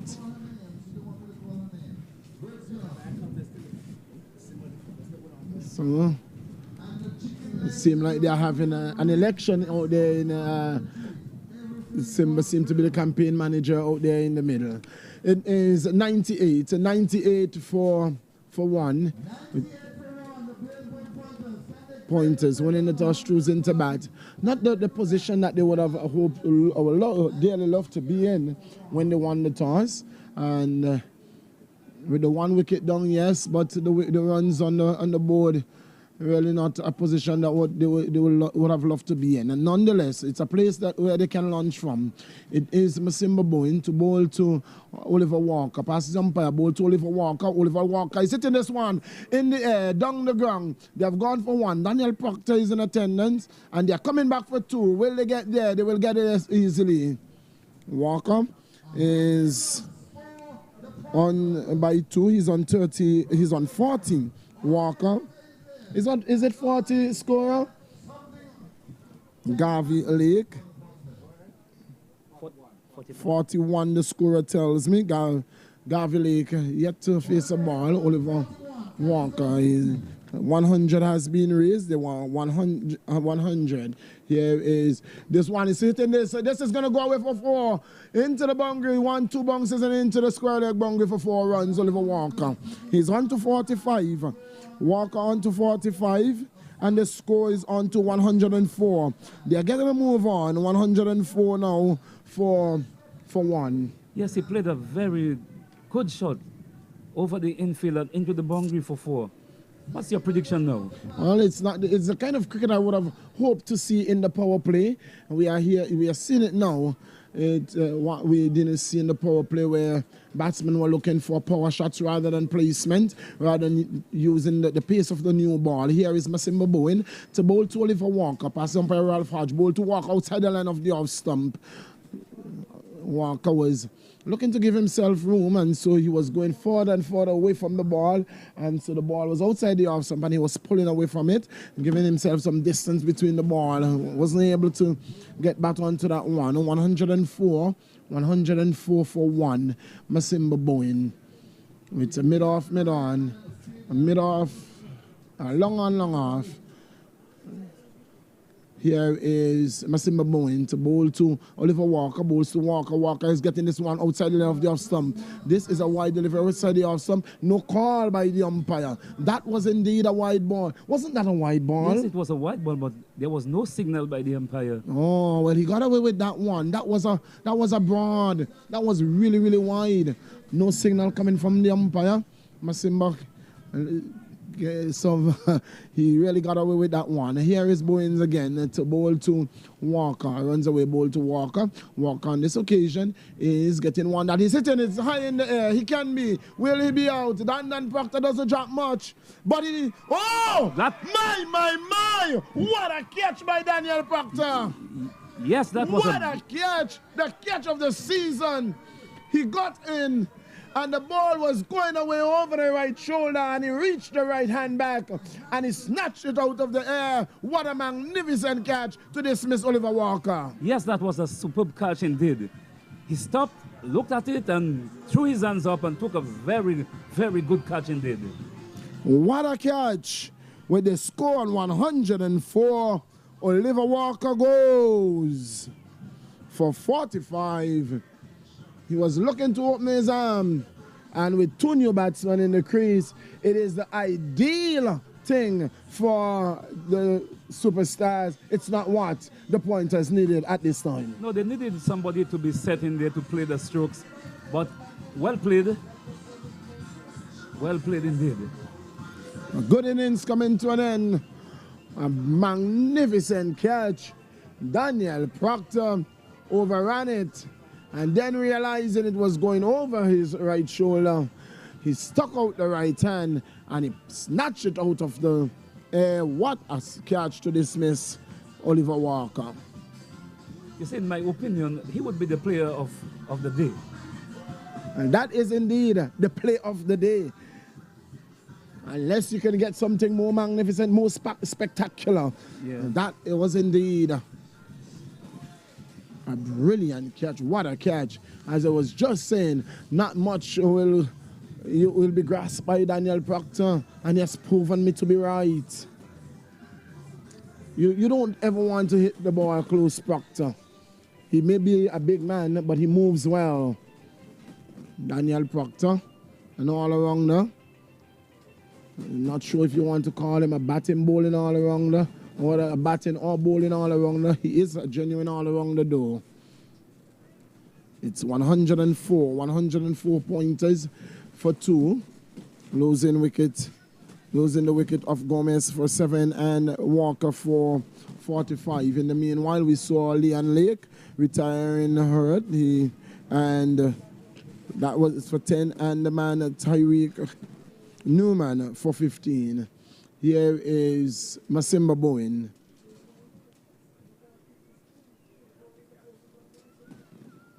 He's going to be bowling to the new batsman, who is Northern Lake. Northern Lake, the new batsman. Replacing Oliver Walker. And there's another conversation again between Ralph Hodge, the umpire, Terry Adams and Masimba Bowen. So was it that I think that what they were discussing is whether or not the man, the new batsman, whether or not they crossed over. What it appeared that they crossed over. Nonetheless, it's Masimba Bowen to bowl to Northern Lake. Bowl to Northern Lake. Lake to this delivery is coming outside the offside. Pulls well. This is going to go over the boundary. That's 6 runs. What a wonderful stroke. What a way to greet Masimba Bowen. Wonderful stroke. He got down in his stand, low in his stand, and he pulled it away over the forward of square 6 runs. Yes, that is the first 6 of the innings. And he did it very well, effortless, over the boundary for 6. Score moves on to 110. 110. That's a wonderful shot there by Northern Lake. And scorer. There is 6 runs. It was clear. It was a clear 6. It almost dropped in the pavilion. The end of the over, and at the end of over number 17, it's 110. 110 for 2. Yes, with 2 overs remaining, by scoring 10, they would get about 140, 142 at the rate they are going this time. 110 for 2. Masimba Bowen being greeted there. A lovely shot by Northern Lake. Pull him to forward of square for 6. It's going to be Hodge, Damian Hodge, the opening paceman, who is going to take up the attack. He's not going to come from this commentator's booth and where he started. He's going to be coming from the Central Polyclinic end. Over number 18, he has been entrusted with. Probably been entrusted with 18 and 20. It's going to be Hodge. Long on, long off. Deep extra cover. Mid-wicket. The men out for, and the third man, the men out for Garvey Lake. Man backward point, mid-off. Short fine leg and short mid-wicket. In the circle, it's Garvey Lake. Taps away, wait for Hodge. Hodge walks and breaks into his run and aborts his run. Aborting that run and saying that I don't feel the rhythm just yet, so I will retake my mark and I will try again at you, Garvey. And this time, I want to send you back. Garvey Lake would have different ideas. Here is Hodge to bowl to Lake. Passes umpire Webster, bowl to Lake. Lake is getting one that he's looking to whip off his hip. And they get through for a single. What was that off the bat? No, it's a leg by. A leg by. Single by the umpire. It's 1. Total moves on by 1 to 111. A bit high there. Garvey Lake taking a sting from that one. Must have seen him. He's trying to walk it out. Yeah, but Millie, we have not seen a spinner from that side as yet. No, we have not seen a spin at all in the innings. So it's spin versus pace today, I suppose. Here is Hodge, Damian Hodge, the son of Charlie Hodge, runs away, bowl to Northern Lake. Lake is driving well, pushes it up the offside. The man comes off the long off boundary. Fields. In the meantime, give Lake enough time to get a single. Total moves on to 112. Garvey Lake is yet to score. Northern Lake is on 7 from 2. Yes, he came out swinging and swinging very hard too. Yeah. Came out a man on a mission. Northern Lake. Garvey taps away, waits for Damian Hodge. To this delivery, he's getting one that he is playing through the offside. The man comes off the extra cover boundary. They've gone for 1. They will not get it any more than that.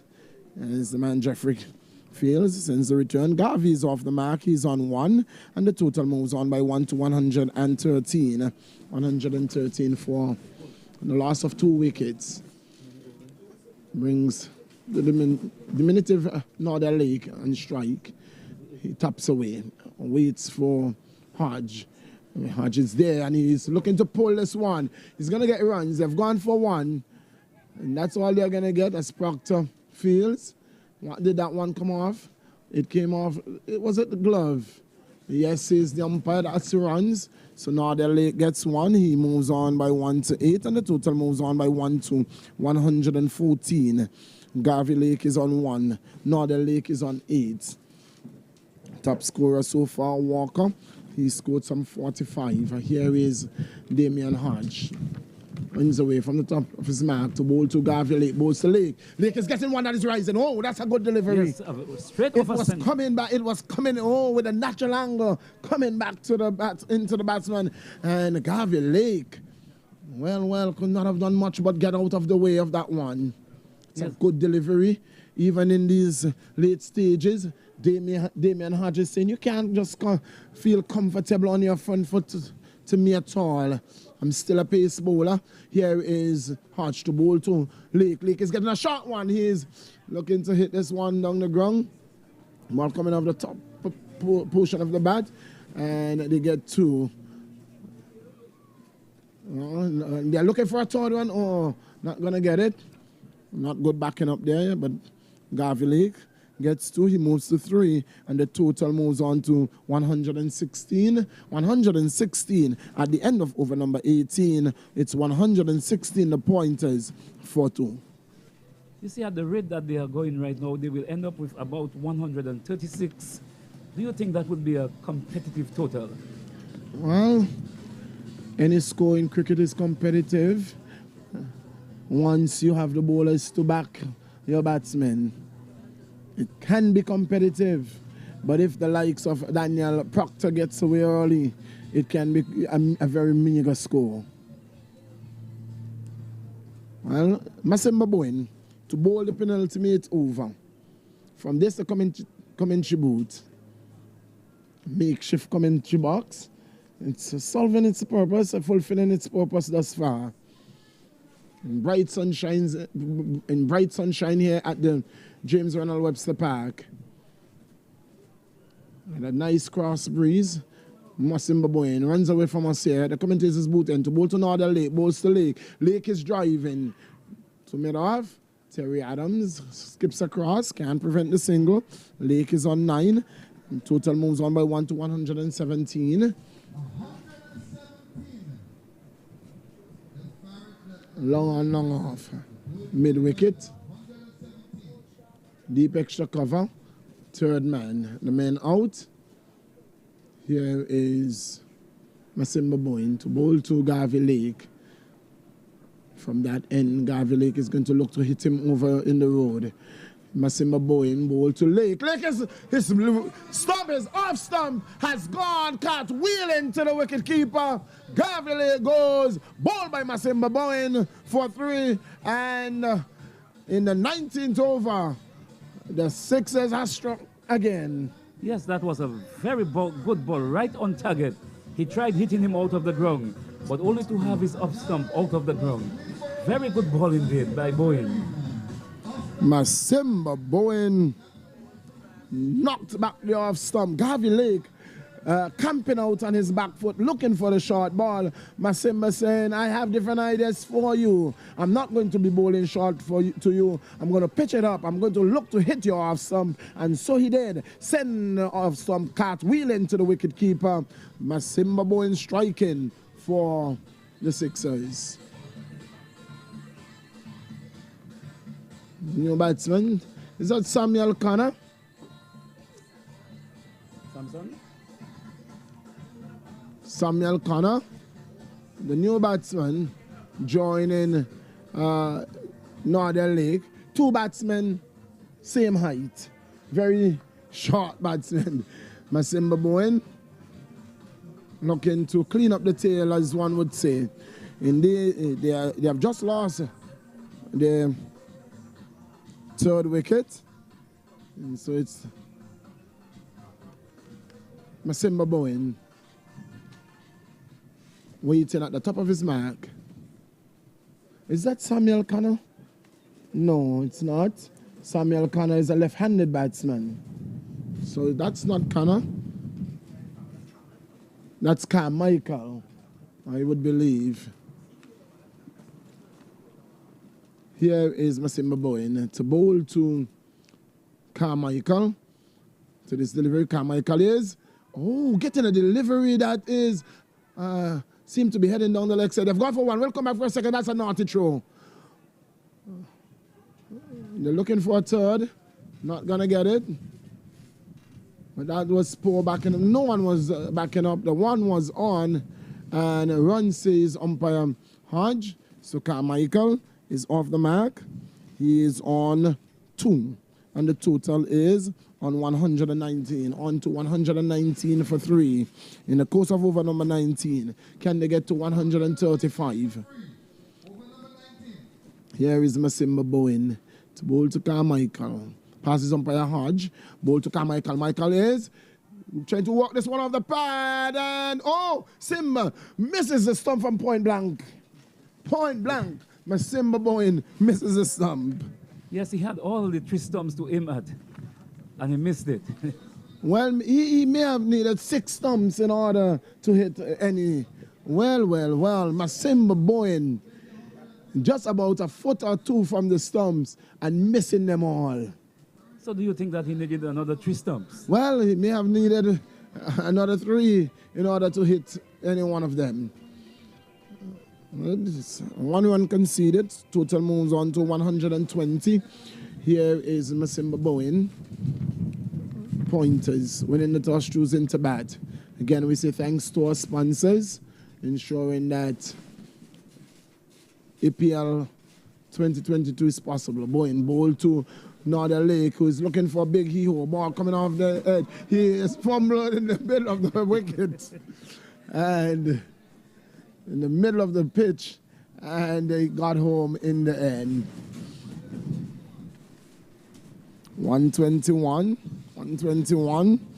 Northern Lake is on to 10. And the total on to, that's 121. It's going to be Masimba Bowen again to bowl. This is the penultimate over of this 20 over side affair. Bowls to Carmichael. Getting it off the pad again. It's going to be an additional run, another leg by. One more.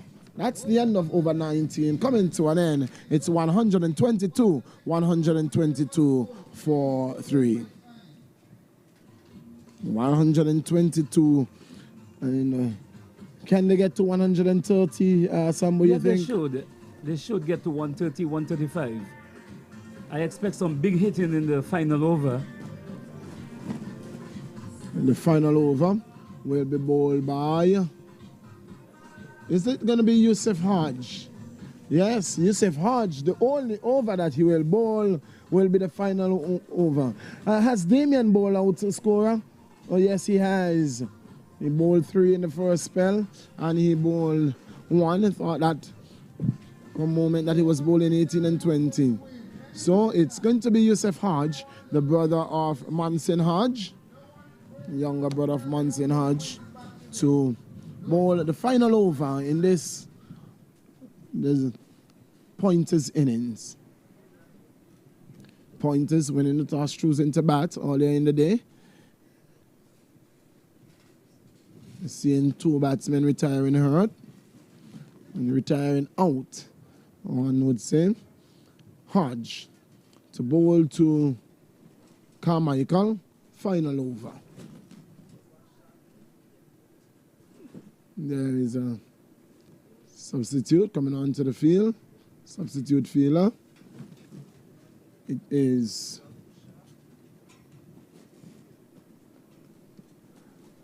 going to be, and there is a conversation is going to be had there between umpires Webster, Jack Webster, and Ralph Hodge. This is the final over. Fine leg is on the 30-yard circle. Men out on the boundary. Third man, deep extra cover. Long on, long off, and mid-wicket. Here is Hodge to bowl to Carmichael. Bowls to Carmichael. Carmichael is getting this one that is hitting through mid-on. They're going to get runs here. They've gone for one. Will come back for a second. As Bowen had to come off the long on boundary and could not stop the 2 runs. So Carmichael is on to 4 and the total on to 124. 124 for 3 in the course of the final over number 20. Not a bad start there by Hodge.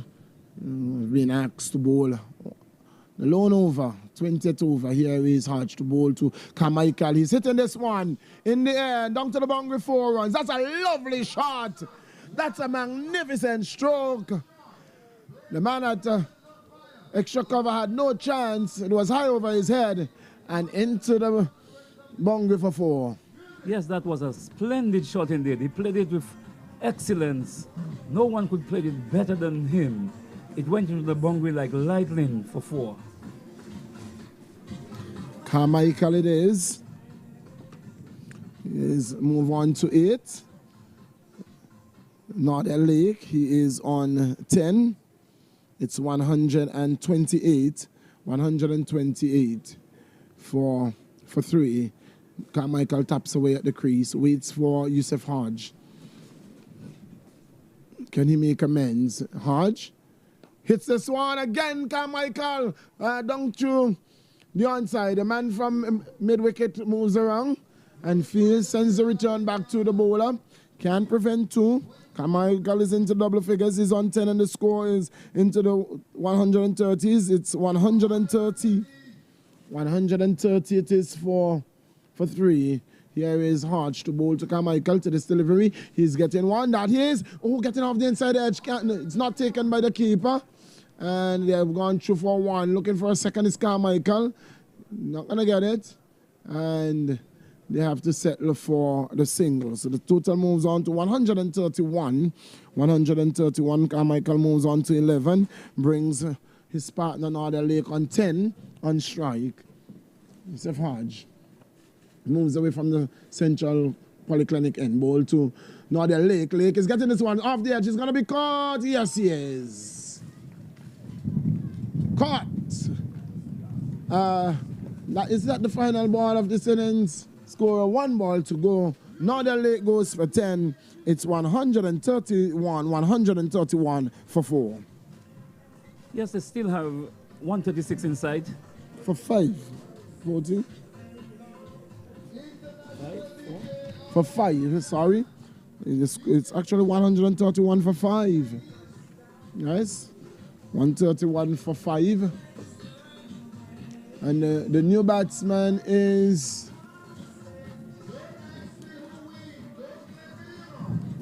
We're waiting to see what the new batsman is.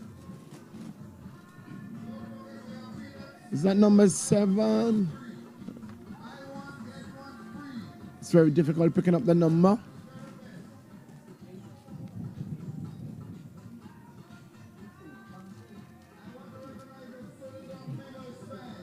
Very difficult to picking up the new batsman. I'm not sure if that is Hughes. That's not Carlisle at all, no. Here is Carmichael facing the final delivery and hitting it to true square. And the man there, short mid-wicket fields. They have gone for 1, looking for a second, and they're not going to get it. He's run out 132. 132 for 6 is where the Pointers is going to end their innings. 132 for 6. You see, I still believe that score could be contested. And it's still a winning score, 132. With the way how the wicket is playing, I believe that the team that is going in second should win easily. Well, cricket is a game of glorious uncertainty. Runs on the board, runs on the board. And so one can never know what is a competitive score until the two teams have batted. And so the Super Sixers will look to make light work of this. And the likes of Daniel Proctor, Damian Hodge, we'll see. Terry Adams, the veteran, they can all hit the ball. But we know that it only takes one ball to get a wicket. And so we never know. You just never know. You see, but there is a lot of firepower in the team coming in with the likes of Daniel Proctor, Sosa, Brown, Damian Hodge, and Terry Adams. They could play a very useful role in hitting that ball out of the park this afternoon. Well, we'll be left to be seen. 132, 133 is what the Super Sixers will need to achieve and to achieve victory here in this encounter here. Pointers, remember earlier in the day, winning the toss, choosing to bat. It was Gomez who scored 7. Newman retired on 15. Walker, top scoring with 45. Lake, Leon Lake, the captain, also retiring on 16. Garvey Lake went losing his half sum to Masimba Boyne for 3. Northern Lake caught a backward point for 10. And the last wicket there for no score. Carmichael remaining not out on 11. And so the score, the amount, some 132. The point is 132 for 6. Yeah, well, would you bowl a spinner on this track if you were out there, Millie? Well, it is a bowler's friendly wicket. Both bowlers, spinners and the seamers will enjoy a track like this, the track that has offered in the earlier games, in the opening of the tournament, it was offering the spinners bounce and turn, and I have no doubt today, seeing the glitter on that surface, that the pitch is going to be offering the very same. The pitch is going to be offering turn. It's going to offer bounce. It's going to offer some sideways movement for the seamers. And so, if you put it in, you're going to get it out. Yeah, but there's a steep breeze moving from east to west across the wicket. I believe this would help the spinners.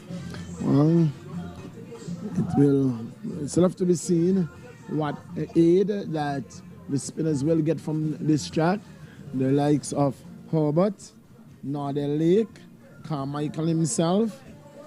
It will be left to see what they can get off this track. Well, we left to see. I'm going to leave you in the capable hands of the man Keith Stonegraves as I slip out of this chair, and for the next few minutes before play resume, it's going to be the voice of the man Keith Stonegraves. Thank you, Millie. So we have a break in the innings, and Sambo is moving away as well, but we're just looking back at the innings. So the pointers getting 132. So the Farrington Super Sixers will need to get 133 runs to win, or the pointers get 10 wickets. So that's what it is. Renford Kelsick is going to slip into the chair here with me for a while as we look at the game. Certainly, we felt here that the pointers could have scored a bit more runs. I thought in the first 10 overs they didn't quite get the runs that they would have anticipated. Bowling must be credited. The pointers using all seamers today. We haven't seen not a single over of spin from the Super Sixers today. So the Super Sixers using an all-spin attack here today. And the bowlers did their work for them. But certainly I thought the pointers could have gotten up to perhaps maybe 160 or thereabouts, Kelsick. Based on what we saw. We saw a number of ones that should have been twos that could have been threes and so on. So the running between the wicket and the general out cricket has certainly been below par for the pointers today. Yes, Keith. 132, the really below par. As we always say, runs on the board. But we saw some really bad running with the pointers here.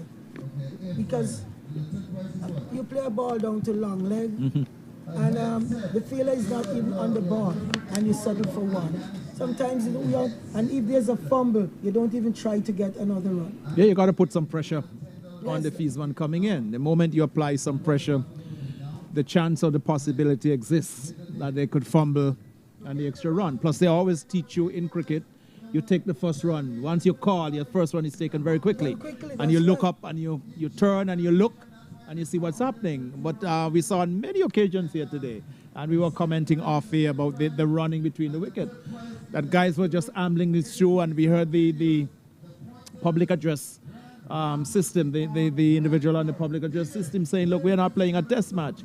We're playing a T20. That's correct. So I'm sure a lot of the spectators who are here would have been disappointed, especially supporters of the pointers would have been disappointed that they only managed to get 132. Tariq and Randy Gomez, who started, they started very slowly. Even though the bowling, and this is no discredit to the bowling of the Farrington Super Sixers, the bowling was tight, it was good, it was lively, and it was, they had some very, the opening attack was quite good. But there was a lot of gaps, and you pointed this out to me, Renford, that there were lots of gaps in the field that you could have easily just maneuvered the ball into the gaps and keep it going. And as I said, it's, the field was so widespread, you push into the gap and you could easily get 2 runs. That's correct. So the out cricket generally on the part or the batting and the batting of the pointers was certainly not up to, and this is something they will have to look at. There is certainly the management, the coaching staff will have to look at it. They certainly should have scored and ought to have scored more than 132. Yes. Certainly 150, even 160. Somewhere in that vicinity. But like we've been saying as well, runs on the board. You got to go out and get them. That's right. But I think we should pay some homage. We should give our sponsors some credit here. We are indeed indebted in a very big way to the sponsors of this annual Anguilla Premier T20 League. And Renford, it's perhaps a good time for us just to look at the whole sponsorship and those persons who've given funds to come for this competition to continue again for the second year running. Yes, folks, and we have Jerry Suda, Mayor J. Suda, American University Anguilla, Aurora Resort and Golf Club, Najiko Insurance, Carita Walgreen Lindholm, Zemi Beach Hotel, Republic Bank Anguilla, King Ocean, National Commercial Bank Anguilla Limited, Sid and Pete Supermarket, Anguilla Electronics, Safe Cargo, Best Buy Supermarket, Mega Charles 54, Clean Stream, Radio Anguilla, Class FM, Lloyd's Live, 97.7 FM, Lakes World, a sponsor of $1,000, and that is for individual awards. And we are still looking forward to getting some more sponsors on board. And if you would like to sponsor, you just call 235-2288 and leave that information with Mr. Alkins Rogers. And we want to thank all the sponsors, certainly. And if there are folks out there who would like to chip in and give some individual awards, you certainly can. But we certainly appreciate and have to give full commendation to all our sponsors. Without the sponsors, there'll be no cricket here at the James Warner Webster Park today. So it's very important that we highlight and give full credit, give all the credit to the individuals as well, because there's some individual sponsors in addition to the corporate sponsors as well. Yes, and just to remind you that we have a special sponsorship. That's from the man Baker. I don't have the details, but it's a special sponsorship from Baker. Yes, Baker, the man Baker. We all know who Baker is. And it's a special sponsor. I think with the most balls bowled and the batsman who make the least runs. It's very interesting, but I don't have all the information. Baker comes, a big cricket fan here in Anguilla. Good afternoon to Baker, and hope all is well with you. Right, so Mr. Baker, we hope that you're well. But certainly this is going to be a good contest. 133 is the target, or 10 wickets. The Farrington Super Sixers, the defending champions in this competition. The Pointers, we know Kelsick, heavily dependent on their spinners. So spin is going to play a major role. Nordell Lake, you look at Nordell Lake, Newman, you look at Carmichael, Delano Mussington with his the opening bowler. They will be relying on him as well. But certainly Nordell Lake in particular and Newman, they will be called upon to do yeoman service for their team, the Pointers here today. As we said, the Farrington Super Sixers, unlike the Pointers, are concentrated solely today on their seamers. It was all pace for them. No use of a spinner in the innings here today. The Pointers, on the other hand, heavily reliant on their spinners, and Nordell Lake is about the best we have around here. He's a wonderful off spinner. We saw him taking a number of wickets in the previous game, and he's very, very difficult to get off the square. For the Super Sixers, they will be wanting again for Daniel Proctor, who will again opening innings with Yusuf Hodge to get some runs. But there's a feeling within the camp, and some folks have been saying here, that if they can get Danny Proctor early, if you can get the wicket of Proctor early, then the Farrington Super Sixers could be a little tricky for them. Although they have some good batting down the order, they have the experience of Terry Adams and Carlos Sasso and a few of the other batters in the team. Their team is pretty well rounded. But the big wicket, the big scalp that they would want to get, the Pointers would want to get right at the start, is that of Danny Proctor. Should Proctor stay around and settle in for a few overs, we know that he is destructive. We saw him in the previous games, got 40 odd with about 4 massive sixes, huge blows out of the ground here. So we know he can bat and he can score very quickly. So the pressure would be placed on him, and he can certainly put the Pointers bowlers to the sword here, Danny Proctor, if he gets going here again today. Yes, Keith. We all know what he's capable of doing, and I am sure that Leon Lake and the Pointers, they know the batter very well. But all in all, yes, cricket, game of glorious uncertainties. And when we study back on cricket, we realize it takes only one ball to get a wicket. That's it, so one true. Ball. And then the bowlers have to be careful, and the wicket is very, very fast today. Bobby Blacks did a wonderful job, and the wicket has something for everybody, for the batters and for the bowlers, whether you're bowling spin or pace. Yes, and we need to give it to Bobby Blacks and the other members of the ground staff. The pitch today is quick.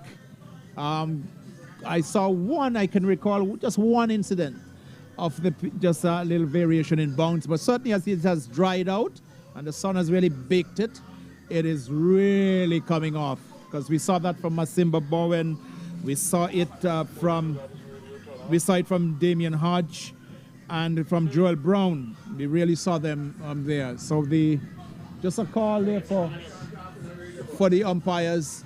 They're just consulting on the score. They're checking the 133 to win. 133 to win. Yes, the umpires are just checking with us here in the box with the official score, which the official score given 132, and the winning target is set at 133. So as we speak, we can see the Pointers team taking the field. Umpire Jack Webster is coming down just to inquire of the score of something, the score. And momentarily, we'll be seeing the start of the innings. Already Danny Proctor and Yusuf Hodge, they'll be opening the innings here. 133 is the target. 133 is the target set here for the Farrington Super Sixers if they are to win, or 10 wickets to be taken by the Pointers. So the Pointers are ready Yes, Jack, coming. for the Jack. start of the innings. All right. So we're just checking. 133. Yes, tell me. 133 to win. That's the target. 133, just confirming that with Okay, the over. umpires. For the first time in the competition, we're using two-way radio to communicate directly with the umpires. And this is a very good feature that the umpires can communicate directly with the scorer. So, that is the, so it's Yusuf, Hodge, and Daniel Proctor, the openers, for the Farrington Super Sixers. And this is going to be, should be an interesting battle, interesting contest to see how the approach, as Renford and I have been indicating that the pointers rely heavily on their spinners, whereas the Super Sixers rely today exclusively on their fast bowlers. And there, Kid, I think someone mentioned that the pointers having the Arsenal left arm medium pacer. And I just saw him taking a trial run. Don't know if he's going to open the bowling. But as we observe there, Skipper Leon Lake is out there, marshalling his men. Very interesting game, Kid. Very interesting game here. So let's see, the attack is going to be started from which end? They still haven't decided yet. Will it be from the commentary box end or the? Yes, it seems so. It seems that way. Umpire Ralph Hodge has the white ball, new ball in his hand, and Danny Proctor. In fact, it will be Yusuf Hodge who will take the Yusuf Hodge will take the first ball, and the bowler, we're still seeing some field placements been done here by Leon Lake. So it's all happening out in the middle. The two umpires are now will consult in mid-pitch. Umpire Webster's come up to have a chat with his colleague Ralph Hodge. Meantime, Leon Lake is just asking Ilana Mossington to come a little squarer in the onside. Yes, so in fact, it's going to be started from the south. I see Ralph Hodge is now walking towards square leg. Jack Webster's come up and line himself behind the stumps. And Danny Proctor, wearing the number 22 jersey on his back. Got a wonderful 40-yard in the last innings that he played. Really hoisted the ball to all parts of the ground. Batted really well. Some good power hitting. And it will be spin. And that looks like Tariq Newman. Yes, the left armer. And he'll be bowling around the wicket to the right-handed Danny Proctor. Just a solitary slip. A man at point, cover, extra cover, short extra cover, long off, mid-on, deepish, mid-wicket. As this one to Proctor, gets a good delivery first ball. And this is going to be a test, Kelsick, and you said that, and Millie and Doc have all said it. We've all said it in the box during our break. We've been talking about this is going to be a very good, interesting contest. So the first delivery, potted into the onside. Here is Newman. Round the wicket to Proctor. Gets one outside the line of the leg stump, looking to swing it down to back of the square. It's taken on the pad. It ricochets into the onside, and there is no, in fact, a wide has been called and signaled. So we're underway. So the Super Sixers underway by way of a wide. So it's one for no loss. As Newman comes in, both good delivery. There's a shout for LBW, but umpire Webster isn't interested. That was a faster, flatter delivery. Pretty close indeed. I wish we had wish we had a television replay on this one. That one looked very, very close indeed, Renford. Yes, it was. Very, very close. That one squatted and Proctor coming across was struck, but umpire Jack says not out. And we see the other batter is coming down to have a word there with Proctor. It seemed to have been the arm ball. It came in very quickly. Proctor was playing back and very, very tentative, very hesitant. We know that Danny likes the ball coming onto him. He likes the faster bowling. But here we saw, and we've been saying that the pointers are going to be relying heavily on their spin bowling attack. They've got a good spin bowling attack I think the best spin bowling attack in this competition, if you ask me. But that was a very close call there for Danny Proctor. And as I said, I would love to have seen a replay of that particular delivery. It was very close. So it's 1 for no loss. The target is 133 for the Super Sixers, or 10 wickets. Let's look at Newman again as he comes in from the far end. Bowser Proctor goes down and bowled him. His ball, neck and crop, going down, looking to, playing right across that delivery, looking to hit him over long on, missed it completely. And Kelsick, what do you have to say? This was the man that we said that stood between, if you like, the two teams, Danny Proctor, and he's gone without scoring. Clean bowl by the left-arm spinner, Tariq Newman. The Super Sixers needing 133 to win this contest, a 1 for 1. Wow, very good over so far from Newman. And as Keith, as you mentioned there, with that ball, the arm ball really caught Proctor off guard. And he was coming back, and Newman decided, okay, let me give you one and see if I can draw you out your crease. And in going forward, he misread that one, and he was comprehensively bowled. Well, well, well. There you have it, 1 for 1, and we are in over number 1. In over number 1, 1 for 1, Danny Proctor, forlorn figure as he walked away, head down, very dejected and disappointed, going without troubling our scorer, Livingston Clifton. So Proctor out for a duck, bowl comprehensively so, playing right across the delivery. Again, another flatter delivery, coming in with the arm, the left arm spinner bowling around the wicket to the right-handed batsman and going right through the gate and into the stumps of Danny Proctor. So the new man is Raymond Adams, left-handed batter. Takes guard from umpire Webster. We're in the first over of 20 for the Super Sixers, needing to get 133.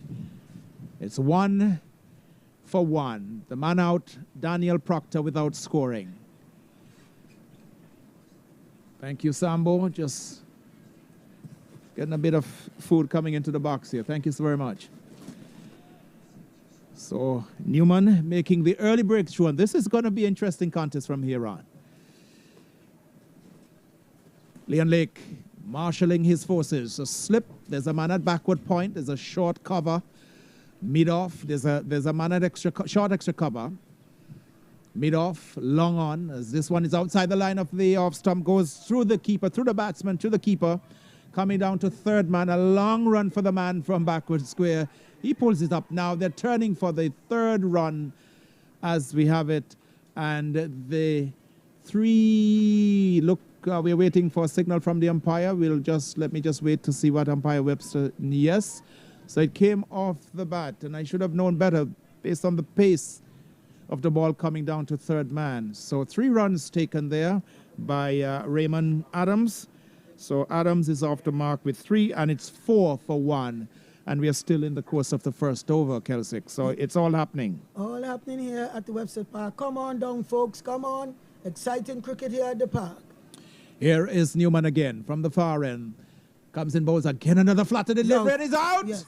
He's gone. Yes. Yes. Yusuf Keith. Hodge is out. LBW playing right across another arm, left arm, the arm ball.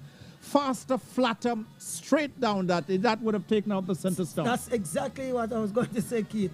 His middle stump would have been gone. It would have been uprooted. Keith, as I said earlier, and well, all the commentators, that is going to be a fight here with the spin bowlers of the pointers. And we saw, we are not even, the first over is not completed yet, and 2 wickets down. And there you had Newman coming in there from the Central Polyclinic end. And this one was flatter and faster. Actually, Keith, that was his first ball that he received. So he received a royal duck. Well, well, well. What a great game of cricket. What a great contest we have on our hands here this afternoon. This is going to be a contest. The Farrington needing to get 133 to win. They are now two wickets down with just 4 runs on the board. They've lost Daniel Proctor, LBW, bowled comprehensively by Newman without scoring, and Yusuf Hodge, LBW, after bowling of Newman without scoring. So the new man in there is, that's Brown. Is that Joel Brown? Joel Brown is the new man. As Newman comes in, bows to Brown, gets one, he tucks into the onside. Keeper runs from behind to collect. There is no run. The end of a fine over, excellent over of left-arm spin bowling by Tariq Newman. At the end of the first over, Kelsick, the Farrington Super Sixers needing 133 to win. They are 4 for 2. Good start. Very excellent start here, the pointers. And, you know, the spinners, as we mentioned earlier, the Super Sixers, they were pace attack. But now the pointers is all-out spin attack. And what a wonderful way to start. Defending 132 runs, which we all is below par, because you know the game of cricket, anything can happen. So it is interesting to see what happens as we move into the second over. Seems as though, I mentioned earlier, Key, that someone said there's a left arm medium pacer in the side, and it seems as though that he's going to take up the attack from the pavilion. Well, from my listing here, the name that corresponds with number 3 on the jersey is Rion Solomon. Rion Solomon, that's the number on his jersey, left arm seam bowler, and he'll be operating from this, the commentary box end. So the Farrington in trouble, 4 runs on the board, 2 wickets gone down, 2 important scalps, that of Danny Proctor out without scoring, and Yusuf Hodge following likewise, not troubling our scorer Livingston, Clifton at all. And it will be Rion Solomon, who I'll be seeing, and I suspect Kelsick, you'll be seeing for the very first time. Yes, very first time I'm seeing He's that. a left armer, and he'll be bowling from this, the commentary box. And let's look at the field. There's a man down at backward square. He's going back almost to the boundary line, and he'll be bowling to Raymond Adams, the left-hander, batter. So there's a man at third man, a solitary slip, a man at cover point, extra cover mid-off, mid-on, mid-wicket, and a square leg. And a man out on the boundary, a deep backward square. Left armer goes in, bows this one over the wicket. This one is tucked in the air. Will he be taken? He's gone. Lifting, sharp lifting delivery from the left arm seam bowler, Rion Solomon. It lifted, it reared ugly for the batsman Raymond Adams. He could not get out of the way. He fended it. It seemed to have taken high up on the bat of the glove and just ballooned to the back, the right of the keeper, who took it gleefully. So another wicket goes down here for the Farrington Super Sixers. They are now 4 runs for the loss of 3 wickets in over number 2. Yes, Keith, as I said earlier, runs on the board are runs on the board. And we are only in, that was what, the second over we're into, and it was the first ball of the second over. That one raided at Adams, and he had to defend, and the ball just taking the glove or the upper portion of the bat, ballooned, and the wicketkeeper ran back and took an easy catch. Well, well, well. Cricket, a game of glorious uncertainties. What a game of glorious uncertainties. The Farrington Super Sixers set 133 to win. They're 4 runs for the loss of 3 wickets. Proctor going first, bowled by Newman for a duck. Yusuf Hodge, LBW bowled Newman, also for a duck. And moments ago, Raymond Adams caught by the wicketkeeper after bowling of the left-arm seamer Rion Solomon in his first over, his first delivery, in fact, from this, the commentary box end. It's all happening. The new man out there to a partner, Joel Brown, is Damien Hodge. So Damien Hodge is the new man out there, and we've all been talking about this, what could the possibility of what could happen here this afternoon with the spin attack, very good spin attack, and now we are seeing for the first time Rion Solomon, the left-arm seamer, bowling over the wicket from this, the commentary box end. Leon Lake, the captain of the Pointers, marshalling his troops, calling on the man at square leg to come just a little straighter. There's a long leg, there's a man at third man, there's a point, There's a cover, extra cover, mid-off, mid-on. There's a man going right back on the square leg boundary. He's gone right. He's been posted right on the boundary's edge. So it's going to be Rian Solomon with his tail up, getting a wicket with his first delivery. As he goes in now, right, left arm, and bows this one outside the line of the off stump. And there we see this one pitching and going further away. Umpire Hodge signals a wide. One more to the extras column. It's now 5 for 3. Could you believe that? 5 for 3. And that is the total. And the number of wickets down so far for the Super Sixers. Solomon it is. Left arm over the wicket. Bows this one again outside the line of the off stump. Another wide will be called and signaled by umpire Hodge. Just missing his line here now. And this is where the captain will need to come in and say, look, take it easy, young man. You've started well. You got a wicket with your first delivery. Just maintain and keep the pressure on. Keep the pressure building on the Farrington Super Sixers. Farrington Super Sixers, the defending champion, winning the inaugural competition last year. Here's Solomon again. Goes in, bows this one on the line of the stump. Better delivery. Pushed up to mid-on. They go through very quickly for a run. So Damien Hodge is off the mark. He's one. Joel Brown is yet to score. And it's 6 now. 6 for 3, the Farrington.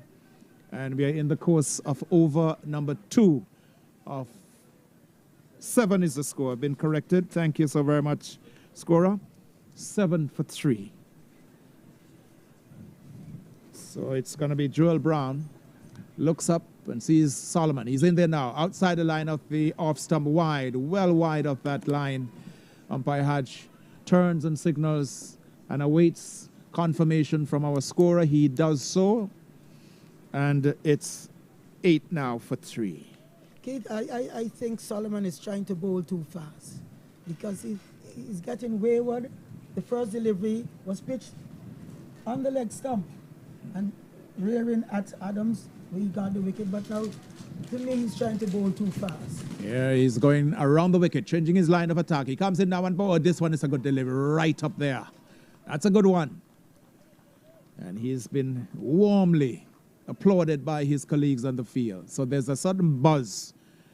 There's a certain amount of energy building up there by the pointers under pressure, trying to turn the knobs, trying to turn the screws even tighter on the Sixers here this afternoon. Solomon it is, running away from us. Left arm round the wicket. Bows this one up on the line of the off stump, driven nicely through the offside field by Brown. That's a lovely shot.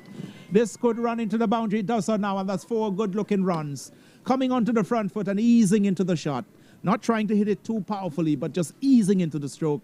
And it raced away over the turf for 4 good runs there for Brown. Takes him off the mark. It's 12 now. It is for 3, the Farrington Super Sixers. Lovely stroke. Lovely stroke. Elegantly through the covers. Just coming forward. And we see the skipper making some adjustments to the field there, changing over. Solomon again goes in, bows this one, lifting delivery, coming off the top edge, goes down to third man. It's unprotected, and he goes across the rope, and that's 4 more runs. So runs certainly coming here now. That one was dug into the turf, and the batsman, that was Brown, couldn't quite control it, though. He was looking to hit it away through the inside, the offside field, and it reared quickly, steepled on him, and it went high over the unprotected third man area and went away for 4. So it's 16 now for 3, and Brown has gone to 8. That was a quick delivery, Kelsick. Left arm bowling around the wicket. That's right, quick. His pitch has certainly lived up to its reputation as one that's quick, and it's good to see that the new clay that came in and the remodeling of the pitch certainly paying dividends here. It's certainly sharpened up. This one again lifted outside the line of the off stump. Another quick delivery going through Brown into the gloves of the keeper. Kelsick, I'll allow you to have a few more comments while I make way for, is it Millington or is it Doc? Yeah, so John is going to come in here, John Millington, to take it through as I make my exit. But exciting cricket here, the James Ronald Webster Park. You need to come out. Yes, another good over there, even though the Super Sixers had some 12 runs from that over. But all in all, as I mentioned, that Solomon is trying to bowl too quick. He just needs to put the ball in the spot, and the wicket will help him with the rest. But so far, after 2 overs, there's some 16 runs for the loss of 3 wickets, and the Super Sixers, they have to regroup and see if they can chase this 133 runs for victory here. So as we say, the crowd is building up slowly. We can see some folks down in the Western Pavilion there, some also under the tree. And all in all, we invite you to come on up to the Webster's Park, where we have some wonderful cricket going on here. It will be the spinner there from the left-hand spinner, and he'll be taking up the attack from the Central Polyclinic end. It's Newman. What is the score? 16 for 3. 16 for 3. It's not a myth. You are hearing right. 16 for 3 in the course of over. Beginning of over number 3. Here is Newman bowling to Hodge. Hodge is driving crisply. Can't beat the man at backward point though. And coming around from. That is Carmichael. Score remaining 16 for 3. Pointers are cock-a-hoop. Their tails are on their back. Here is Newman to bowl to Hodge. Hodge is getting one down the leg side. Trying to walk this one off the pad. Doesn't make contact. Umpire Webster says that's an illegal delivery. That's a wide. Total moves on by 1 to 17. 17 for 3 in the course of over number 3. Here is Newman to bowl to Hodge. Hodge is driving nicely, but can't beat the man there to extra cover. That is Garvey Lake. Score remains on 17. It's Hodge and Brown doing battle for the Sixers. This one is another wide down the leg side. A bit of ill discipline creeping into the game of the Pointers. Looking to defend 132. They would have scored when they won the toss and choosing to bat first. Here is Newman to bowl to Hodge. Hodge is driving crisply down to long off. Runs here, they've gone for 1. And Walker is in attendance down there. Oh, that's a good walk. That's a great bit of work there by Walker. Good bit of footwork there. And he saved 2 runs for his team. Wonderful work there by Walker. Yes, John, he did. And stuck the boot out and was able to stop the ball from going into the boundary. But it was a wonderful shot there from Hodge. Wonderful all-around cricket, good shot, brilliant bit of feeling. 2 more runs added to the total. It is a 20. Score tells me 20 for 3. Hodge is on. Hodge is on 3. Here is Hodge coming forward stylishly, and the man Brown is on 8. So Brown is on 8. Hodge is on 3. Here is Newman to bowl to Hodge. Hodge is skipping down the track and driving down to long off. Walker is in attendance. Fields cleanly. Sends the return. Total moves on by 1. Hodge is on 4. Hodge is on 4. Brings Brown, who is on 8, onto strike. It's 21 for 3. The Pointers seemingly coming back to earth. Here is Newman to bowl to Brown. Brown is hitting this one. It's in the air. And immediately I spoke. He has given his wicket away. Wicket number 4. Newman strikes. And Brown goes 21 for 4 in the course of over number 3. Believe it or not, you are hearing it. It is true. It is true. Brown goes. That was a poor shot, John. A poor shot. He was trying to hit the ball out of the park. He was trying to heave it out of the park.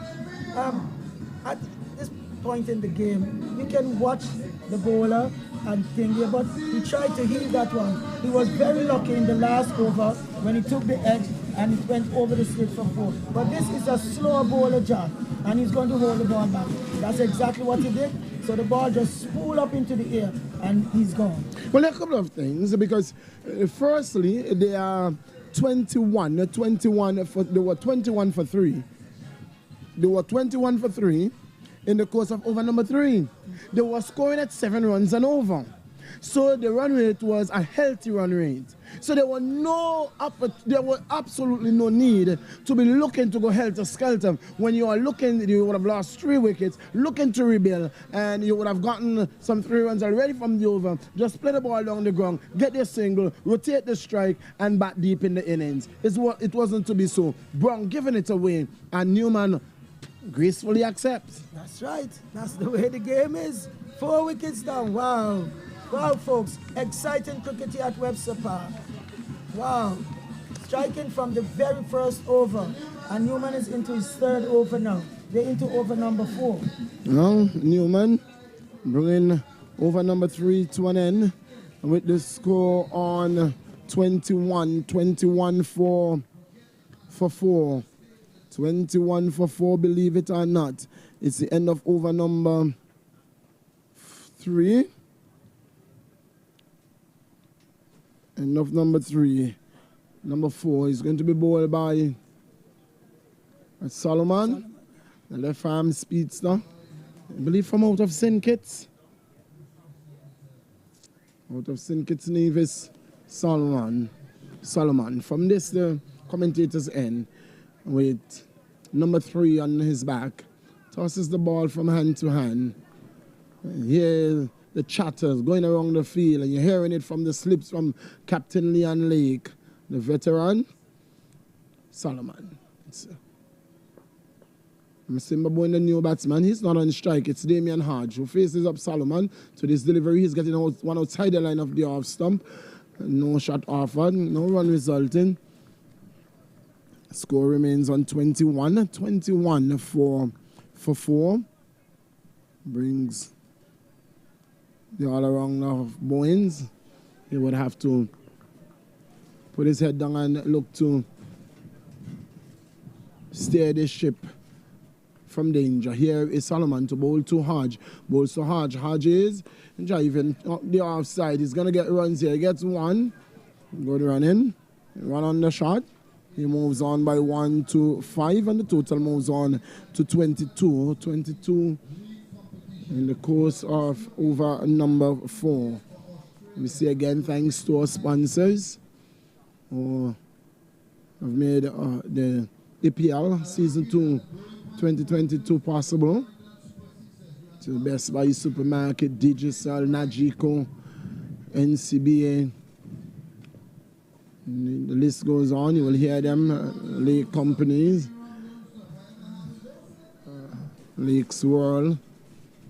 We are grateful to have you on board. Aurora Restaurant and Hotel and Golf Course. They are all on board, ensuring that APL 2022 Season 2 is here. Here is Solomon to bowl to Masimba Boyne. Bowl to Boynes. Boynes, oh, that's not a good shot at all. That's not a good shot. It was not a cross-batted shot. It was... what kind of shot was that? That was a cutlass shot. He was not looking to play it straight. He was not looking to slash it. And just very tentatively. And could have gotten an inside edge. Wasn't far from the inside edge. Here is Solomon again to bowl to Masimba Boyne. Passes umpire Hodge. And averts his run-up. Dead ball signal. Call and signal by umpire Ralph Hodge. Score remains on 22 for 2. 22 for 4. Not sure where I got that 2 from. 22 for 4 is the score. 22 for 4. Over number 4. Here is Solomon again. To bowl to Boyens. Bowl to Boyens. Short outside the line of the stump wide. Call and signal by the umpire. One added to the score. 23. Score moves on by 1 to 23. Extras moves on by 1. 23 for 4. Here is Solomon again. He will try. Here is Solomon to bowl to Masimba Boyne. Boyne is working this one off the pad. I'm not sure if he got a bat onto that one or if it was all pad. And it was indeed pad. It was indeed pad. Ball lying on the leg side. Masimba Bowen coming across the stump, looking to walk that one off the pad. Ball just ricocheting off the pad and going down there to short fine, resulting in one leg by. Score moves on by 1-24. It is Solomon again to bowl to Hodge, Damien Hodge. Taps away, waits for Solomon, who was driving a loud appeal. Not out, says the umpire. Appeal went up. Umpire not interested. Umpire Ralph Hodge says, I'm not sure what you are appealing for, but whatever it is, it's not out. It's 24 for 4. For those who are taking our commentaries and are interested in knowing what is going on over there in Dominica, in St. Kitts, it is Dominica who has scored in the 9th minute. Dominica scoring in the 9th minute of play. Anguilla had an opportunity to score, had a glorious opportunity and blew it. Wish them well though. Here is Solomon to bowl to Hodge. Passes umpire Ralph Hodge, bowl to Damien Hodge. Damien is standing straight and pushing it back down the outside, straight down to the mid-off. Can't score. Score remains on 24 for 4 at the end of over number 4. Another good over here by the pointed bowler. And the batsman, especially Damien, he seemed that he's going to try and settle in and see if he could put the score along. Simba Bowen, as we know, he hits the ball very, very hard indeed. And as skipper, they're having a mid-wicket conference at the moment.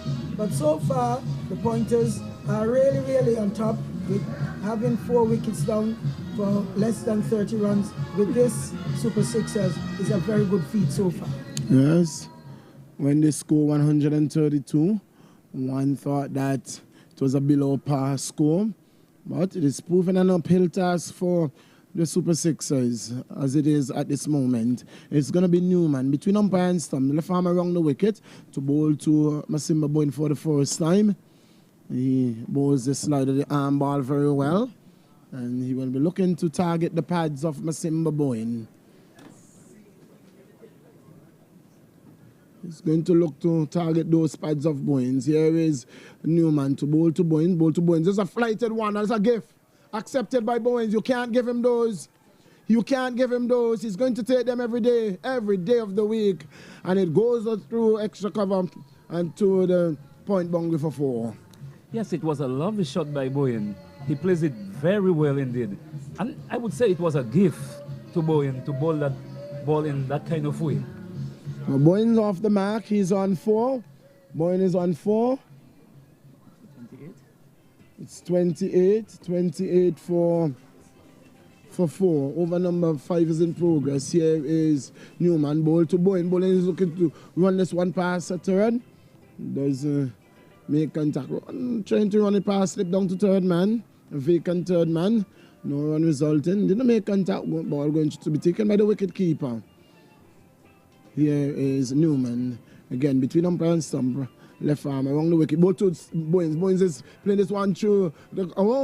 He didn't take it up, and that is Samuel. That's Connor.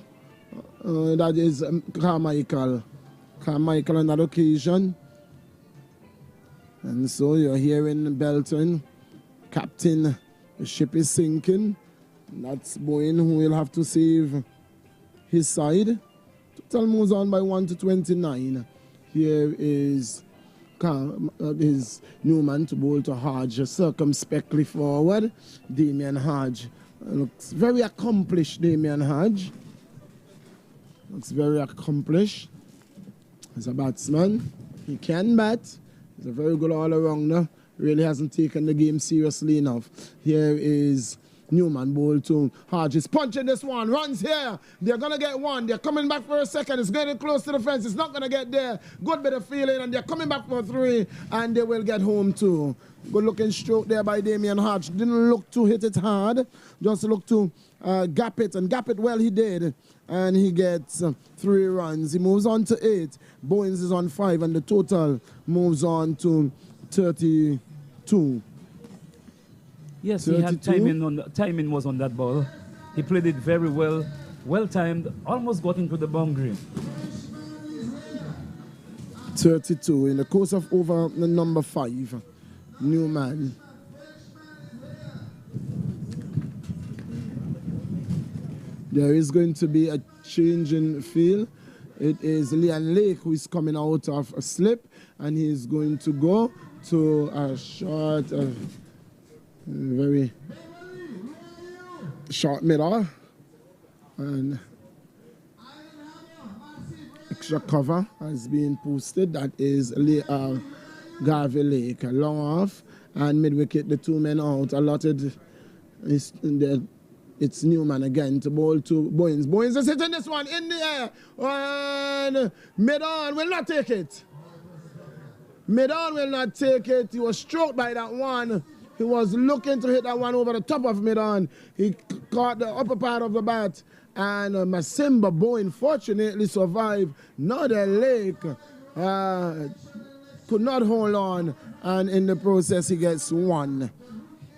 You see, Bowen played that stroke and almost committed suicide by playing that stroke. He tried his best to hit it to the boundary, take the upper portion of the bat, and almost got himself out. So, it's over number 5. Over number 5, it's a 33 for 4. 33 for 4 at the same stage. At the end of 5, the pointers were 29 for 1. So pointers were 29 for 1 at the same stage at the end of 5. It's a 4-run difference, but 3 wickets. It's going to be Carmichael who's going to be taking up the attack from the commentator's booth end. Left arm bowler, Carmichael. Conversation being had there between Hodge and Bowen. Doing some repairs, changing his bat, and he's going to do battle again. Simba Bowen and Damian Hodge about to do battle for the Farrington Super Sixers against Carmichael. Carmichael will look to send back Bowen. Bowen will look to send him long and far over the boundary. Who's going to win this battle? Who will dominate who? Masimba Bowen has a long on and a mid-wicket to contend with. Those are the two men out. And this is the final over of the power play. Do you think that anything has changed from the wicket? Well, the wicket has been playing well. Really nothing has changed much at all. It's going to be Carmichael between umpire and stumps. Left arm around the wicket. Very similar to that of Newman. Most left-hand bowlers, once they are going around the wicket, goes between umpire and stump. Here is Carmichael, between umpire and stump. Ball to Bowen. Bowen is coming forward and pushing it on the offside. Can't score. Score remains on 33. 33 for 4. And over number 6. Here is Carmichael again to bowl to Bowens. Bowens, this delivery is getting back and hitting it down to mid-off. Looking for a single there is Hodge. Masimba Bowens said no, there's no run there. Nadia Lake is in attendance. Score remain on 33. 33 for 4. Carmichael is going to try again. Here is Carmichael to bowl to Bowens. Bowl to Bowens. Bowens is getting one outside the line of the off stump wide. Wide ball called by umpire Ralph Hodge. So that was too wide, Carmichael. I can't allow you to get away with that one.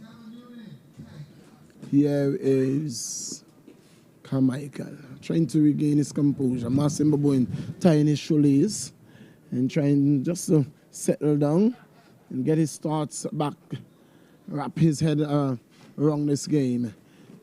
Looking to take his team home for victory. Masimba Bowen, Carmichael will have different thoughts. He would want to send back Masimba Bowen to the pavilion. Here is Carmichael to bowl to Masimba Bowen. Bowl to Bowens. Bowens to this delivery. He's getting one wide down the leg side.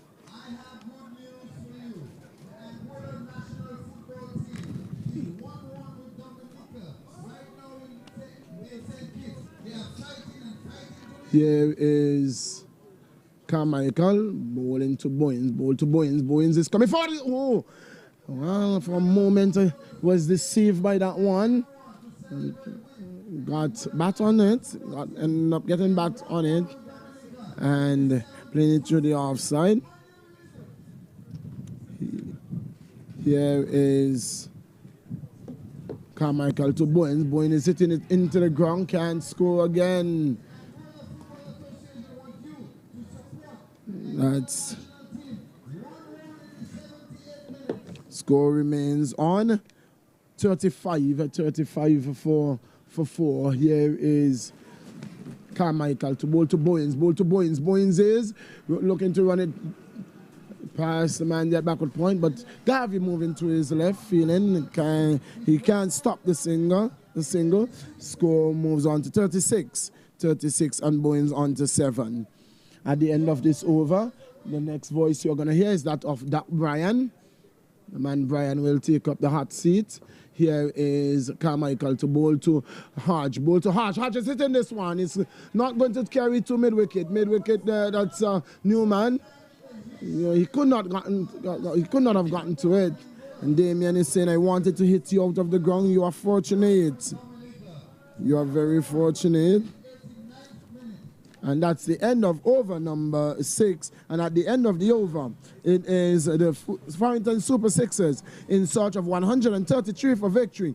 They are 37 for 4. 37 for 4. And after comments from the man Sambo, the next voice you're going to hear is that of that Brian. Yes, it was a very good over by Carmichael. Only 2 runs coming from this over. The left arm spinners are doing very well on this ground. It's a very good wicket for both bowling and batting. Doc Brian. Yes, and it is 37 for the loss of 4 wickets, I believe. 37 for 4, yes. And as you just heard, Anguilla, they have equalized in that game versus Dominica. Jonathan Gishard, the man with the goal. So we are into the 65th minute of play. It is 1 goal apiece. As it will be more spin and more spin, as I believe it may be Nordell Lake coming into the attack now.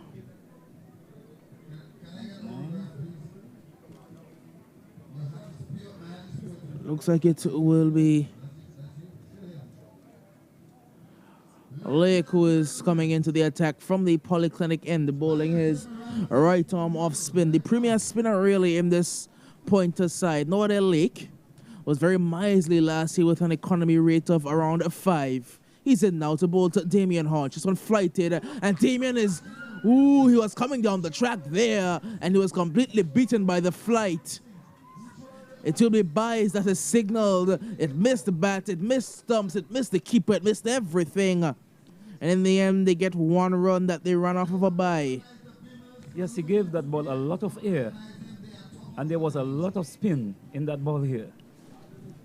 Lake is bowling right arm over the wicket, his off breaks. Now into bowl to Masimba Bowen, and to the delivery. Bowen is back and pulling straight down towards the man at the deep square leg boundary. And Masimba Bowen's sojourn comes to an end. He is gone for, I believe, 7, and it is now 5 down for the Super Sixers. Yes, that's a lovely catch indeed on the boundary. He waited and waited. He didn't even have to move and took that catch. Very good on that boundary. Yes, it was a wonderful catch indeed. And Bowen is gone.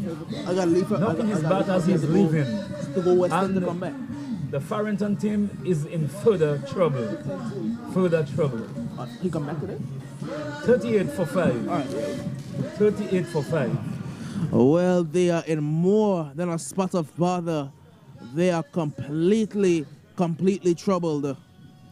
We have to see who the new batsman is for the Super Sixers. Not exactly sure who the new batsman is. We'll get his name to you in a second. It may be Carlos Sasso. It may be Sasso, but I'm not exactly certain. Is that Terry Adams? Not certain exactly who. I think it may be Adams. It might be Adams who is the new batsman. Still need to confirm, but it may be Adams. It is Terry Adams. It is Terry Adams who is the new batsman. Adams, a veteran of cricket here in Anguilla and in the region. They played for the Leeward Islands back in his heyday, Terry Adams. Snorri Lake, he got the breakthrough. Bowen was gone for 7. As it is 38 for 5. Snorri Lake still in his first over. He's only bowled the 2 deliveries. Got one that snuck past the bat, pad, stumps, and wicket keeper. Then he got the wicket. He's in a game now, and he's bowling to Adams. And Adams is forward and covering up very well. It seems like Test cricket there. He was forward and just pushing defensively back to the bowler. They're in a very big spot of bother, the Super Sixers, 38 for 5 here. In the course of the 7th over, Lake once again flighted, and again Adams comes forward and covers up. You see, that is all he could do with that ball. Nodell is on target, well on target here. Then again now, Lake. He's just changing his field, pushing back the cover. Lake and again to Adams and to this delivery. Adams has backhand, barely plays that one off the square. Then Delano Mussington there, short mid wicket, does the fielding. It is going to be Lake once again into bowl to Adams. And Adams trying to cut and cuts it down to the long off boundary for a single.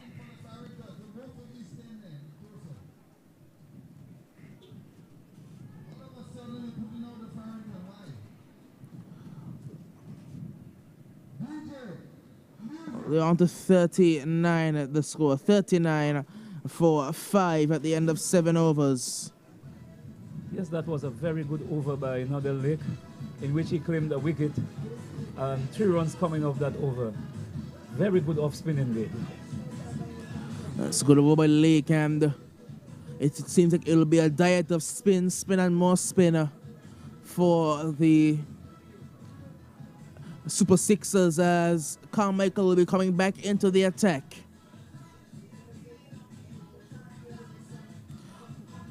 You know, they have a lot of spinners in their ranks. Of course, Oliver Walker can bowl some right arm off spinner.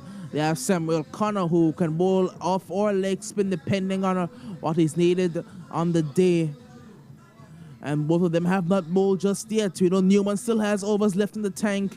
Lake has only bowled the 1. Carmichael is into his second. Well, he will be bowling his second now. So they have a lot of spin overs left. Have at least 3 to come from Carmichael and Lake. That's 6 there. Have about 2 left from Newman. That would be 8. Plus the spinners who have not bowled just yet. Carmichael will be bowling between umpire and stumps, left arm around the wicket. Deep square leg, long on, long off, and a deep cover the fielders outside the circle. As Adams comes set now, it will be Jaden Carmichael. Left arm around the wicket into bowl to Adams. Flighted down the leg side, it will be a wide. Score is into the 40s, they are on to 40. 40 for 5. You see, the Farrington team only bowl pacemen, but we see a lot of spin here. Carmichael in again to Adams, and he's up on the pad, but it was going down the leg side. A very tentative cricket being played thus far. They don't quite know how to handle the spin of the pointers. As here comes Jaden, shakes Carmichael once again. He's into bowl to Adams, and Adams is driving back down towards Carmichael for no run. So, Doc, what is your opinion? Who you think will win? I never like to give predictions. I never give predictions. Here comes Carmichael once again. He's into bowl, and again Adams is covering up. As I said, I never give predictions, All I can tell you is that one of these two sides will win today. Carmichael, left arm around the wicket, between the umpire and the stumps, into ball to Adams. It's shorter. Adams tugs it down towards the mid-wicket region. Man comes off the boundary, does the fielding. Looks like corner there. It will be 1. Adams is on to 2. Hodge, he is on 9, I believe. As it will be Jaden Carmichael. Runs up now into ball to Damien Hodge. Hodge down the track, driving powerfully, but only towards long on, where Oliver Walker will do the fielding. It will be nothing more than a single.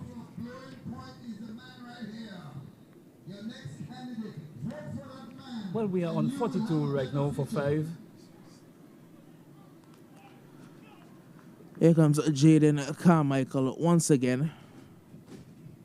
And to this delivery, Adams is again covering up. Can't score any runs. And at the end of 8, it is the Super Sixers. They are 42 for 5. Yes, that's a state of bothering for the batting team to be at 42 for 5. Still a lot of batting to come. Well, in search of 133 for victory, to be at 42 for 5 in the course of the 9th over, that is not quite ideal. And even further than that, their scoring rate has completely dropped off. Since the 5th over, they have only scored 9 runs. Yes, very slow. They are making very hard work out of it here right now.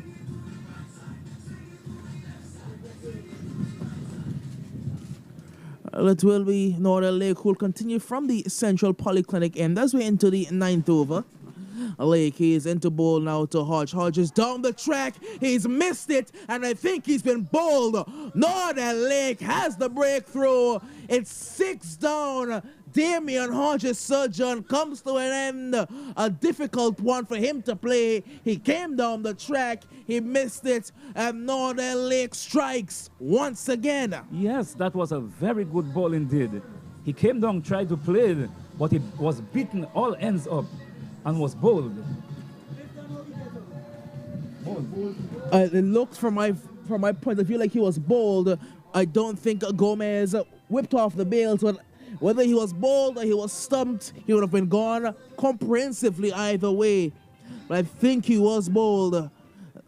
And that's the end of Damien Hodge's innings.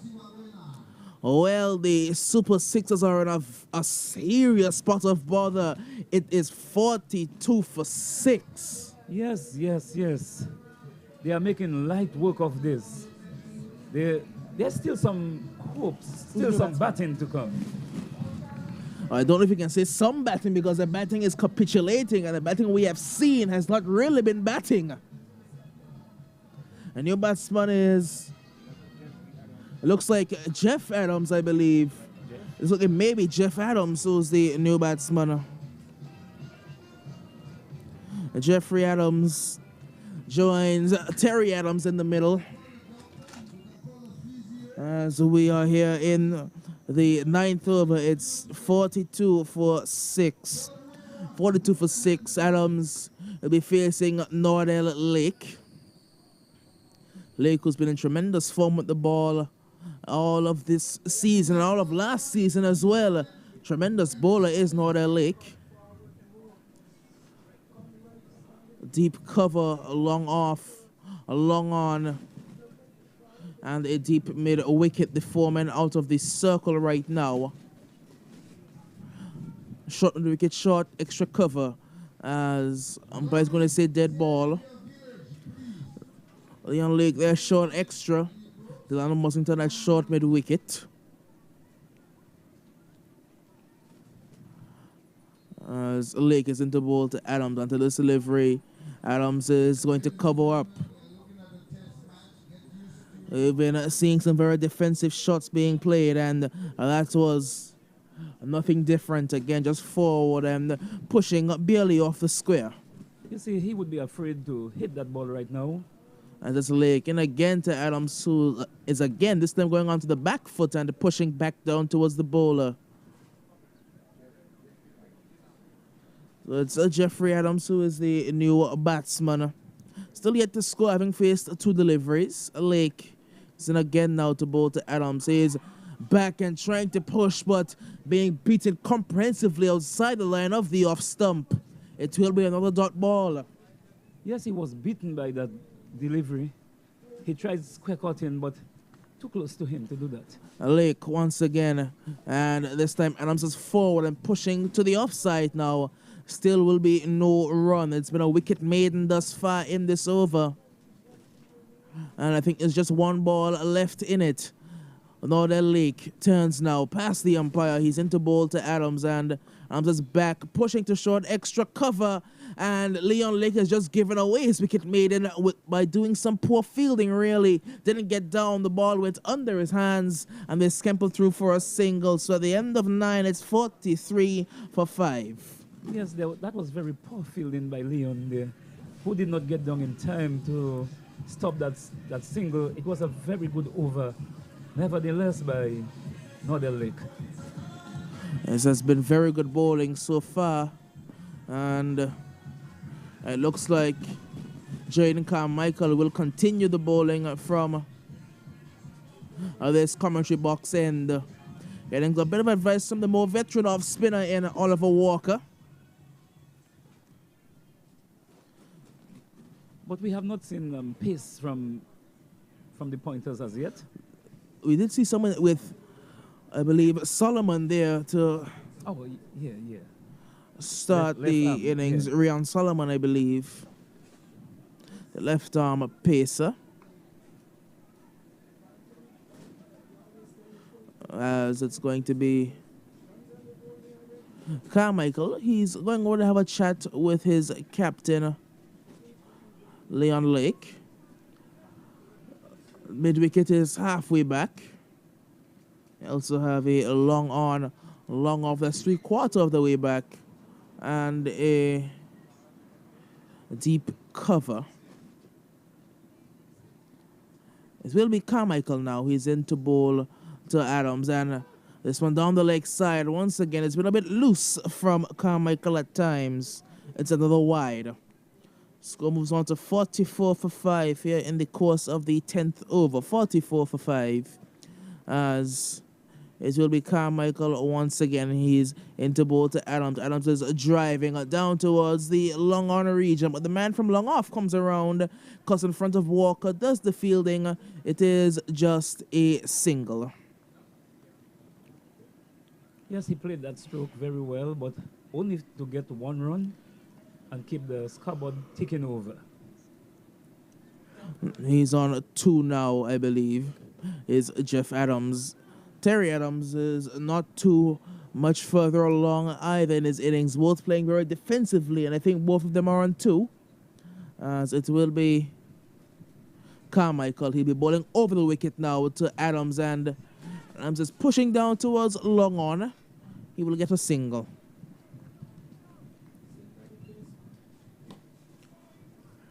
The score is on by 1 to 46. 46 the score here in the course of the 10th over. Carmichael is in again. This one down the leg side. It should be, yes, it is a wide. Yes, Carmichael is giving the umpire good exercise here right now by bowling down the leg side.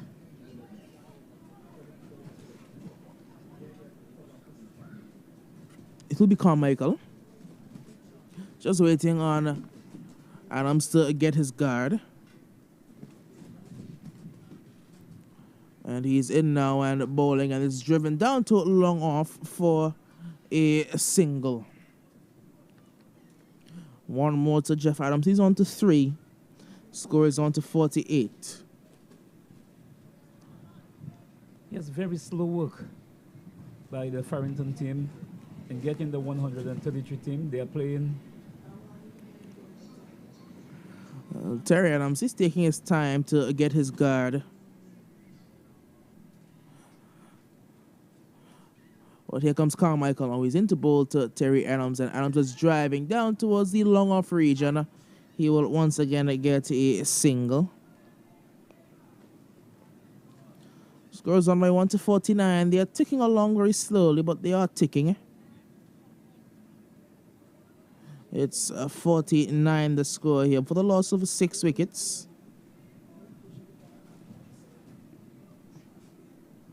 Carmichael. This one is shorter and wider outside the end of the off stump. And Jeff Adams couldn't make contact. But it's going to be called and signaled wide by Ralph Hodge. The bowler, Carmichael, can't really believe it. Yes, Carmichael stood there watching umpire Hodge. But umpire had called wide already. It's 50 for 6. Here comes Carmichael once again. He's into bowl to Adams, and Adams is forward and barely pushing it off the square. So at the end of 10 overs, it is it's actually not the end of the over just yet. I'm a bit preemptive in my statement. It's not quite the end of the over. Here comes Carmichael once again to Adams, and this time Adams is again trying to push. It's a bit of turn and bounce. Doesn't make much contact. It will be no run, and now at the end of 10 overs, it will remain 50 for the loss of 6 wickets.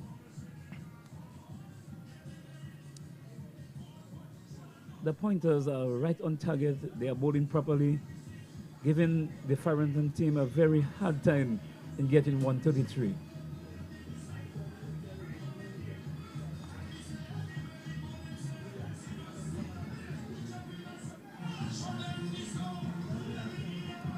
We'll be going into a drinks break that we usually have around the 10th over.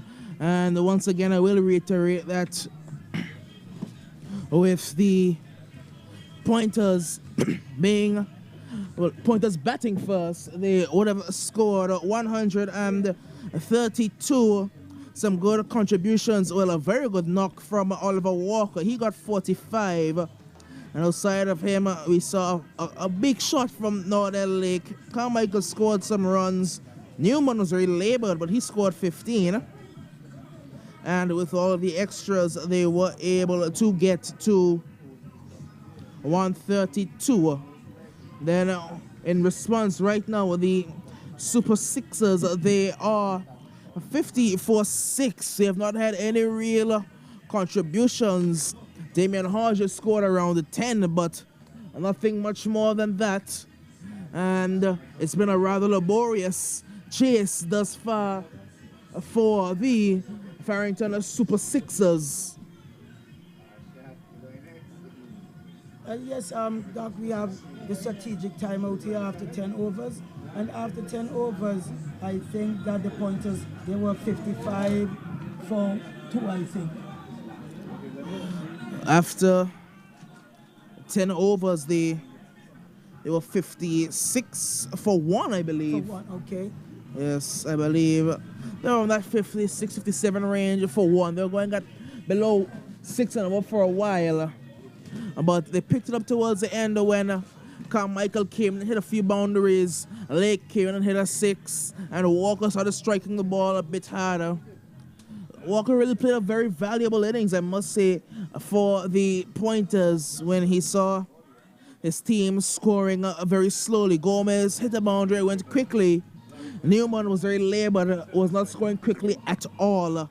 Leon Lake was also not scoring quickly. Garvey Lake didn't last long. Northern Lake didn't last long. Carmichael didn't last long. But Walker, he stayed there and batted throughout a difficult middle period in the innings and ended up scoring some 45. And they eventually, after the 20 overs, they made 132. Well, we saw the Farrington Sixers, the Super Sixers, going into bat, and disaster started from the first over. At one stage, there were 4 runs for 3 wickets. And they tried to still holding together. They lost another 3 wickets, but the score is now on to 50. So after the strategic timeout, they are 50 for 6, and we have another 10 overs to go. But they're going back onto the field of play. So I will just remind you of our sponsors. Jerry Suda, Mayor J. Suda, American University of Anguilla, Aurora Resort and Golf Club, Najiko Insurance, Carita Walbean Lynn Home, Semi Beach Hotel, Republic Bank Anguilla, King Ocean, National Commercial Bank of Anguilla, Sid and Pete Supermarket, Anguilla Electronics, Safe Cargo, Best Buy Supermarket, Mega Charles 54, Clean Stream, Radio Anguilla, Class FM, Lloyd's Live, 97.7 FM, Lakes World, and our special sponsor, Baker. And if you'd like to sponsor, 235-2288, and we'll be glad for you to assist us as we are seeking more sponsors for Anguilla's Premier T20 Cricket League 2022. Thank you very much, Mr. Kelsick. We continue the action here. 10 overs completed. 6 wickets down for the Farrington, and they've scored 50 runs. The target is 133, and it will be Nordell Lake to continue from the far end of the ground, and he'll be bowling to Terry Adams and 4. This one is looped up, hits it back past the bowler. That one was a full toss. Out to long, off it goes, and another run for Terry Adams. He goes to 5, and it's now 51 for 6 in over number 11. So gripping contest here. Certainly pointers in the ascendancy, but cricket is cricket. It's not over. This one is turned around down to short backward square. A powerful throw coming in there from Solomon. Not taken cleanly by the keeper, backed up in the offside field.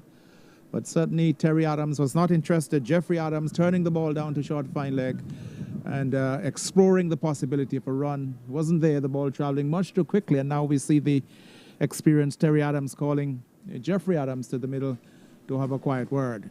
Yes, Keith, and that's the best thing to do. Because there was no run in that at all. The ball was traveling quickly.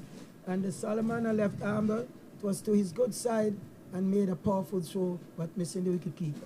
Nordell Lake, the wily off-break bowler from the Central Polyclinic end, as he comes in, bowls a faster flat delivery. He swings at this one down to backward of square.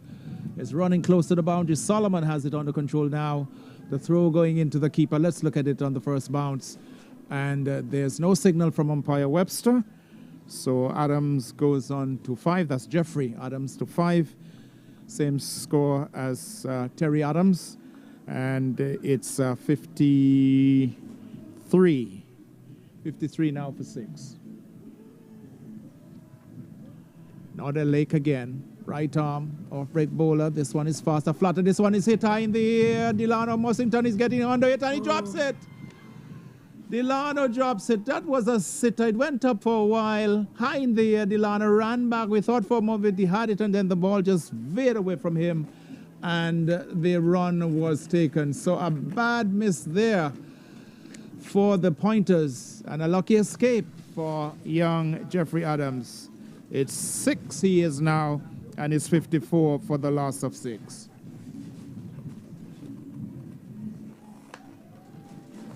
This one is tugged around. Short outside the leg stump and swung down to backward of square by Terry Adams. Goes across the boundary line at square leg. And there's 4 more runs. 58 is now Celtic for the loss of 6. Yes, and we're still in over number 11. That was short, and knowing Terry Adams, he took advantage and just pulled it over backward square for 4. Yes, Keith, a very bad miss there by Delano Mossington. And let's see if he'll be able, well, if the bowler will be able to capitalize and get in a wicket in the over.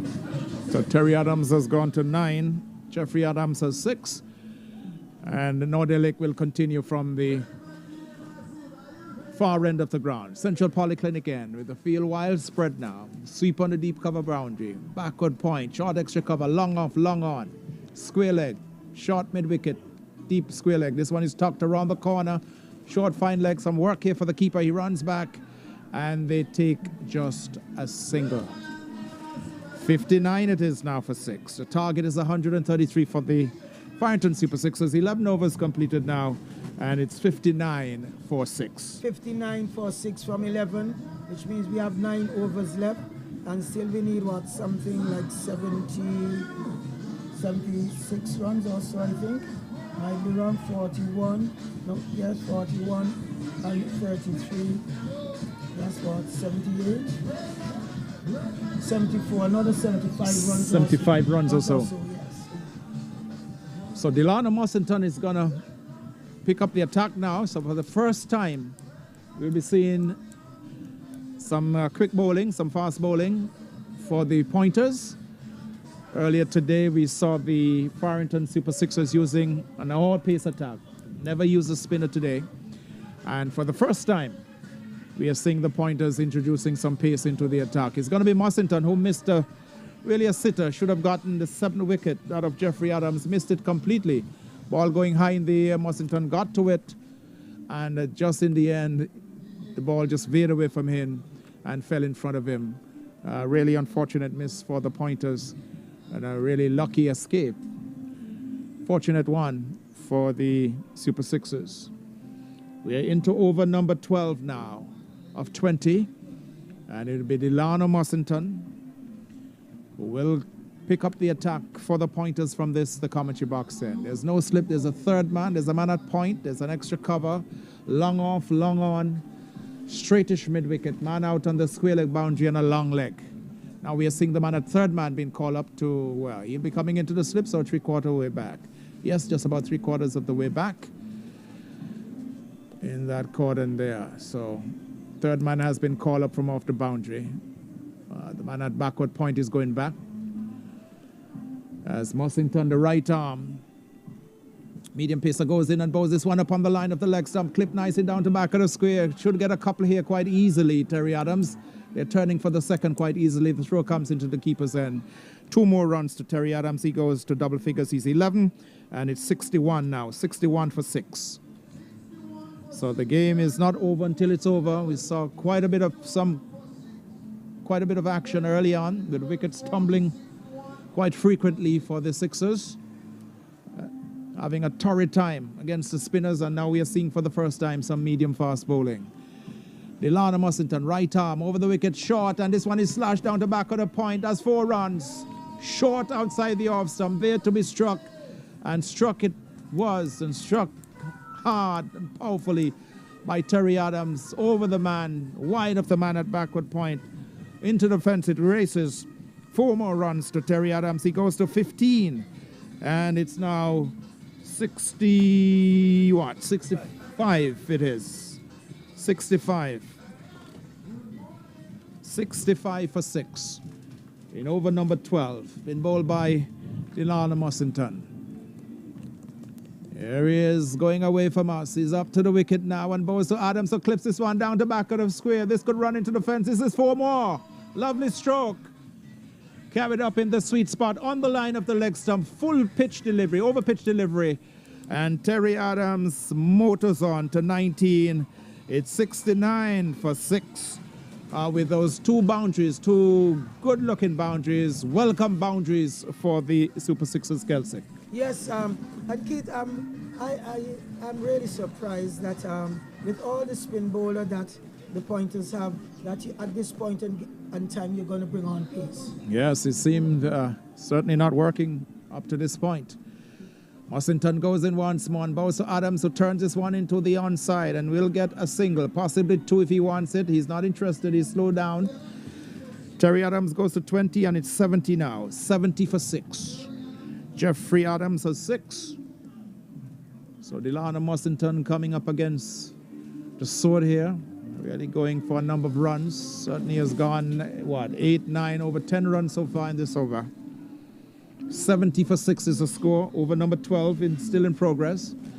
It's been bowled by Delano Mussington, tall figure, number 1 on his jersey. Still no major changes in the field. Terry's 21. Terry is 21. This one is outside the line of the this will be a wide. Absolutely so. Call and signal by umpire Hodge. 71 now for 6. That was well wide of the line. Wide, wide, wide as you can get.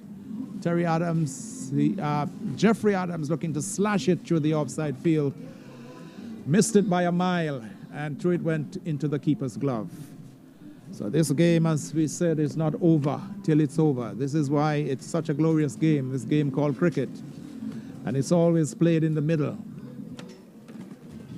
It's always played in the middle. The pointers getting to 132. And the Sixers need 133 if they're to win. This one is carried up on the line of the stump. There's an appeal for LBW. Mussington is beseeching, but umpire Hodge stands there motionless. Now he moves his hand, indicating not out. Just saying, guys, let's get on with it. But that was a loud shout, a good delivery. Pitch right up, and the batsman, Jeffrey Adams, was coming across his stump, but appears to have been struck outside the line. 71 for 6. Over number 12. Still trying to get an update on the football. Doc, any update on the foot? The game has been over. 1-1. This is a full toss played out to mid-on nicely by Jeffrey Adams for run number 7. 72 it is for 6. I think that's the end of the over. So after 12, the Super Sixers are 72 for 6. They need to get to 133 if they're to win this game. Well, Keith, the line was taken to the sword. Some 12 runs, 13 runs actually from that over. And as I mentioned earlier, you have your spin attack, they're doing well. Why change? Why change? And you still have the spin, you have what, another 8 overs, and your spin bowlers have most of the overs to bowl. Yes, you're quite right, Kelsick. Couldn't agree with you more that your spinners, they've done the job. They're the ones who picked up the wickets for you, 6 of them. And having this change at this particular time, there's still guys like Walker who can bowl some good spin as well, or some tidy medium pace. And there's some other spinners in the team. The team is laden. The Pointers team is laden, heavily laden with spinners. They rely heavily on their spin combination. Now we are seeing that is Newman. Yes. I think this could be his final over. So Newman has replaced Nordell Lake at the Central Polyclinic end. That's the southern end of the ground here at the James Ronald Webster Park. Bathed in sunshine. Just a handful of spectators here today witnessing this very intriguing and interesting game. 72 for 6, the start of over number 13 of 20. 133, I need to remind you, is the target. And it's going to be Newman coming between the umpire and the stump. Around the wicket to the right-handed that's Jeffrey Adams, who pushes this one back up along the strip to the bowler, and there is no run. So a man at short third man, a point, short extra cover, a sweep on the deep cover boundary, long off, long on, straightish mid-on, man at square leg and a man on the mid-wicket boundary. This one is driven past the man at short extra. That's the diving Leon Lake out to the long off, where it's fielded by Walker. And another run there for Jeffrey Adams. He goes to 8. Terry Adams has 21, and it's now 73 for 6. Over number 13. Terry Adams, the senior partner, experienced campaigner. He's represented Anguilla numerous occasions, the Leeward Islands as well. He's played a lot of youth cricket for the Leewards in the West Indies competition. Here is Newman, left arm, around the wicket into Terry Adams. It's only short, he goes back and punches this one to the offside, out into the offside field. It's picked up by Leon Lake, the captain, at short extra cover, and there is no run. 73 for 6. Newman it is, left arm, between the umpire and the stump. Around the wicket to Terry Adams, who comes forward to a good delivery. That one certainly coming in with the arm, faster, flatter. And Adams coming onto the front foot and slightly reaching for that delivery. Kept it down well, played it all along the turf into the offside field, and there is no run.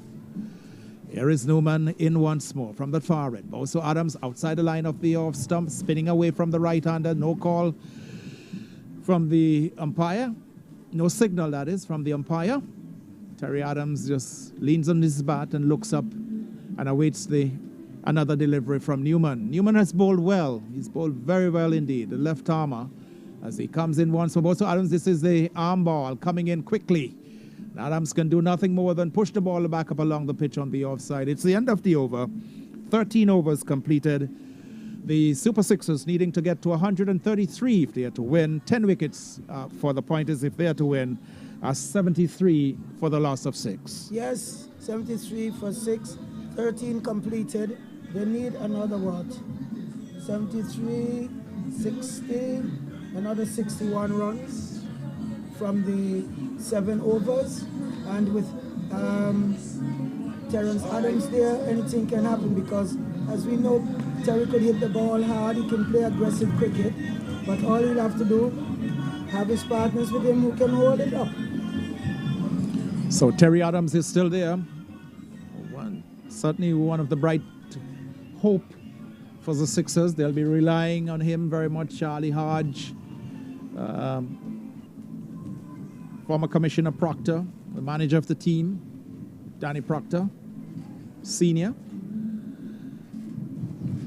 Rudolph Proctor, the manager of the Super Sixers, Charlie Hodge, the coach of the Sixers, certainly will be looking on with great interest. So it's going to be Carmichael to pick up the attack from the commentary box end. So Delano's taken out after 1 over, costing 13 runs to his team and to his figures. Really came in for some rough treatment from Terry Adams.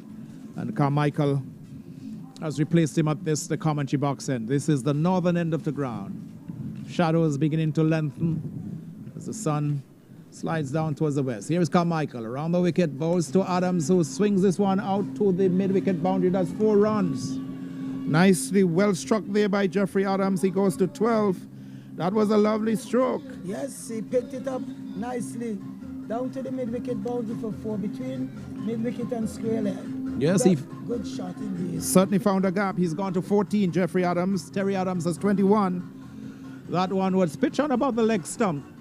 And he put that left leg down, gave himself a lot of bat in a swat of the bat coming through. Came through nicely, struck it well, and he found a gap. The man down a deep backward square, a deep square leg. And the wide long on, there's a huge amount of space there, and he found it almost equidistantly between the two. And it raced away for 4 runs. So Jeffrey Adams is 14, 21 to Terry Adams, the non-striker. It's 77 for 6. Carmichael round the wicket once more, loops this one up, and again we see this one being driven down on the onside. A chance for a run out to the keeper's end, and he's gone. Yes. Terry Adams. Yes, the finger has been raised. Jack Webster raises his finger, and Terry Adams is regrettably and unfortunately run out. Tripping towards the end, lost his footing. The keeper, I think there's one of the fielders there in some sort of trouble as well, seemed to have been a slight collision. So square leg umpire, that was Webster, gave him out, Jack Webster. So Terry Adams is out. Yes, he's out. Terry Adams is standing. He's walking up to the umpire, but he is out. It was clearly out. The umpire signaled that he is out. So Terry has to go. Terry has to go. Umpire Webster again just reconfirming that Terry Adams has been regrettably and unfortunately run out. This is a massive and serious blow here for the Sixers. Yes, Keith. There was no run there at all, Keith. Actually, if you notice, that both batsmen ended up in one crease. So absolutely that misunderstanding there. Total mix-up there between Jeffrey Adams and Terry Adams. In the end, it was Terry Adams who dejectedly walks away from the middle. Run out for 21. It's now 77. 77, I make it, Mr. Scorer? 77 for 7 is the score. We are in over number 14. 77 for the loss of 4. Wow. For the loss of 7. 77 for 7. 77 for 7. So we have still in over number 14. That was a big, because Eddie struck the ball, but the ball was traveling quickly. And Jeffrey called for the run. It wasn't there. And I think Terry collided with the fielder. Yeah. Because Terry was watching the ball also. And I think he was ball watching, that's why he was caught. Yeah, he was certainly a major collision. The fielder coming in quickly. And the stumps were broken. And umpire Jack Webster at square leg umpire raised his finger, indicating that Adams was caught short of his ground. Terry Adams, that is, gone for 21. 77 for 7. Number 14. The new man is who? Who's the new man there? We're trying to make out the new man. Is it Shaquem Saunders? Yeah, it looks like Saunders. Yes, Shaquem Saunders is the new man. He's gone out to partner Jeffrey Adams. Adams is on 14. Terry Adams going moments ago by the run-out route for 21. 77 for 7. The Farrington Super Sixers needing to get 133 if they are to win this intriguing and interesting and enthralling contest here against the Pointers from Blowing Point. So Jeffrey Adams takes guard. This one is outside the line of the off stump. Akeem? Yes, that's Shaquem. Shaquem Saunders, yes, going past him outside the off stump and into the gloves of the keeper. Carmichael again, left arm, round the wicket. This one is played into the offside powerfully. And the ball going to, that's Leon Lake. And he gets off the mark. So Saunders is off the mark. Saunders is 1, and it's now 78. 78 for 7 in over number 14. So Saunders 1, Jeffrey Adams, who was partnering Terry Adams before he was unfortunately run out moments ago, for 21. He's still there. 2 umpires just converge or meet in almost mid-pitch, just having a chat, and they're consulting about the score. They just want to know this score. They're requesting of the team here. Go ahead. We're in over number 14. Over number 14. And the score is 78, Mr. Scorer. How many deliveries gone? In this delivery. 4 deliveries gone in this over. 4 deliveries gone. 4 deliveries have 4 deliveries gone in the over thus far from Carmichael. And it's 78. The score is 78. The score is 78 for 7. This is the 14th over. 78 for 7. Saunders is 1 and Adams 14. The batter is Adams and the non-striker is Saunders. Carmichael is a bowler, left arm, round the wicket. And this one is slapped powerfully past the bowler to his left, out to long off, where it's fielded by Solomon. Another run to Adams. He's gone now to 15, and it's now 79 for 7. And shortly, Doc Brian will be leaving us to pick up duties with football. As Carmichael goes in, bowls this one on the line of the stump. There's a shout for LBW, but the batsman was pushing well forward, stretching out there. That was Jeffrey Adams. The appeal negated by umpire Hodge. It's the end of over number 14. After 14 overs, it's 78. 79, I beg your pardon. 79 for 7. Yes, another good over there from the bowler there for the Pointers. And we see that last delivery there, the Saunders coming across, missing, and umpire Alford said not out. So after 14, 79 for 7. And I guess that young Adams, he's going to try to push the score along, along with Saunders. As we have, 6 overs remaining. So 6 overs to go. Jeffrey Adams is 15, Saunders is 1, and we are seeing a change in bowling at the far end. Who is that coming into the attack here now? That looks like who? We're just trying to pick up the bowler at that Central Polyclinic end.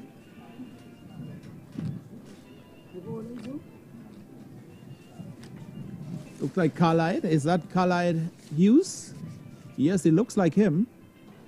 But we're still not 100% certain from this distance.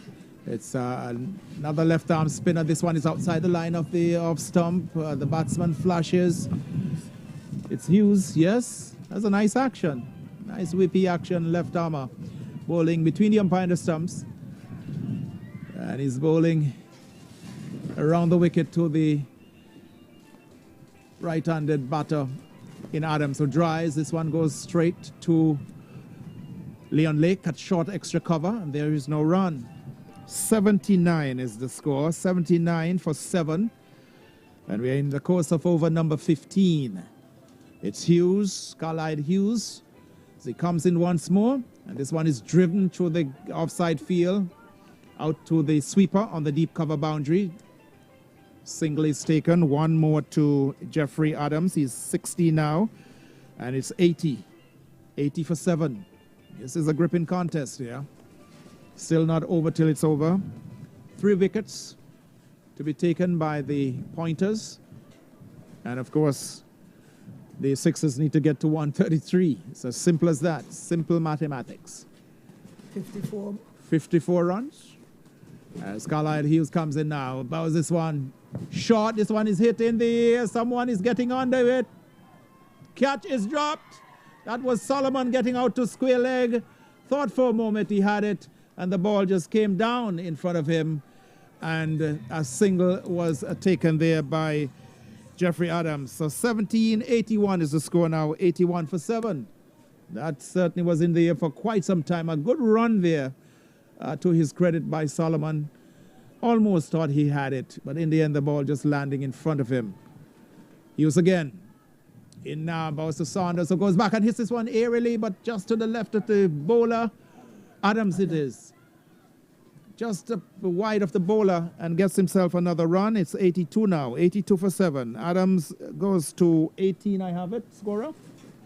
Adams is 15.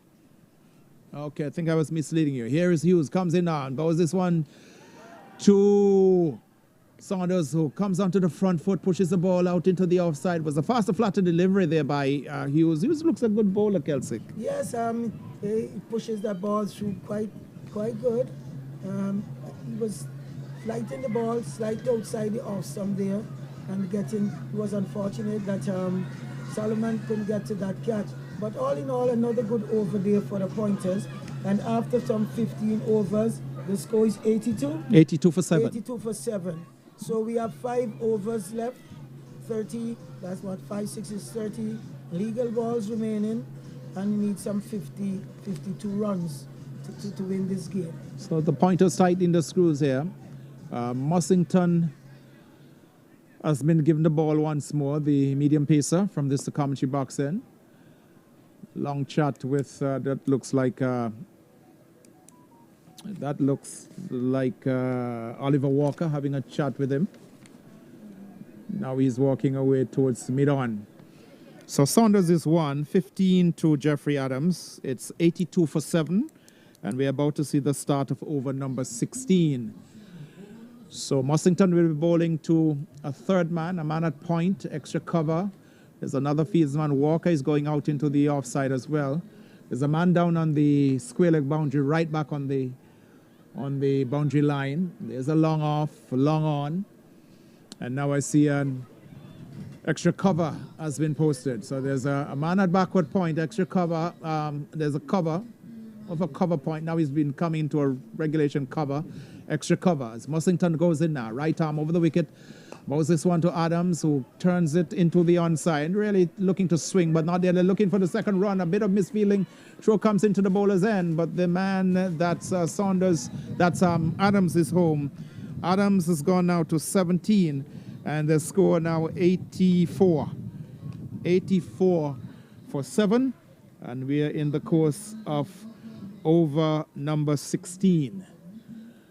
It's Delano Mussington, right arm over the wicket now. In now, bows to Adams, who drives past the man at extra cover. Long off, comes off the boundary, or almost off the boundary. That's Solomon, he feels, and another run there for Adams. 16 years now, 85 for 7. And Saunders, who's on 1, will take strike from Delano Mussington. Here is Mussington running away from us. He's up to the wicket. This one is right up into the block hole. And Saunders comes down rather hurriedly. Had he done so, that could have gone into the pads, and perhaps there would have been a loud, vociferous appeal for LBW, or it could have been bowled. It was a good delivery. Well directed. Mussington trying again here for the Pointers, looking to prize out the remaining 3 wickets as he goes in and bows another one up. This one goes off the glove of the keeper. Was that a chance, Kelsick? It seems so. Seems that way, note from the reaction of the bowler. Yes, it was. And it was off the bat. There's no signal from umpire Hodge. So Saunders goes to 2, and it's now 86. 86 for 7. So that one came off the bat, and it was going. The keeper seemed to have been wrong-footed. He was going to his right and then had to throw himself to his left, and just seemed to have ricocheted off his left glove. Exactly what happened there. So Mussington trying again once more. 86 for 7. Delano Mussington for the pointers. Goes in now and bowls this one again. And ball him! Ball him this time. Right up in the block hole. And Jeffrey Adams playing all over this one. And he just cannoned into that off stump. The off stump leans back. So the important wicket there for the pointers. Wicket number 8. It's now 86 for 8.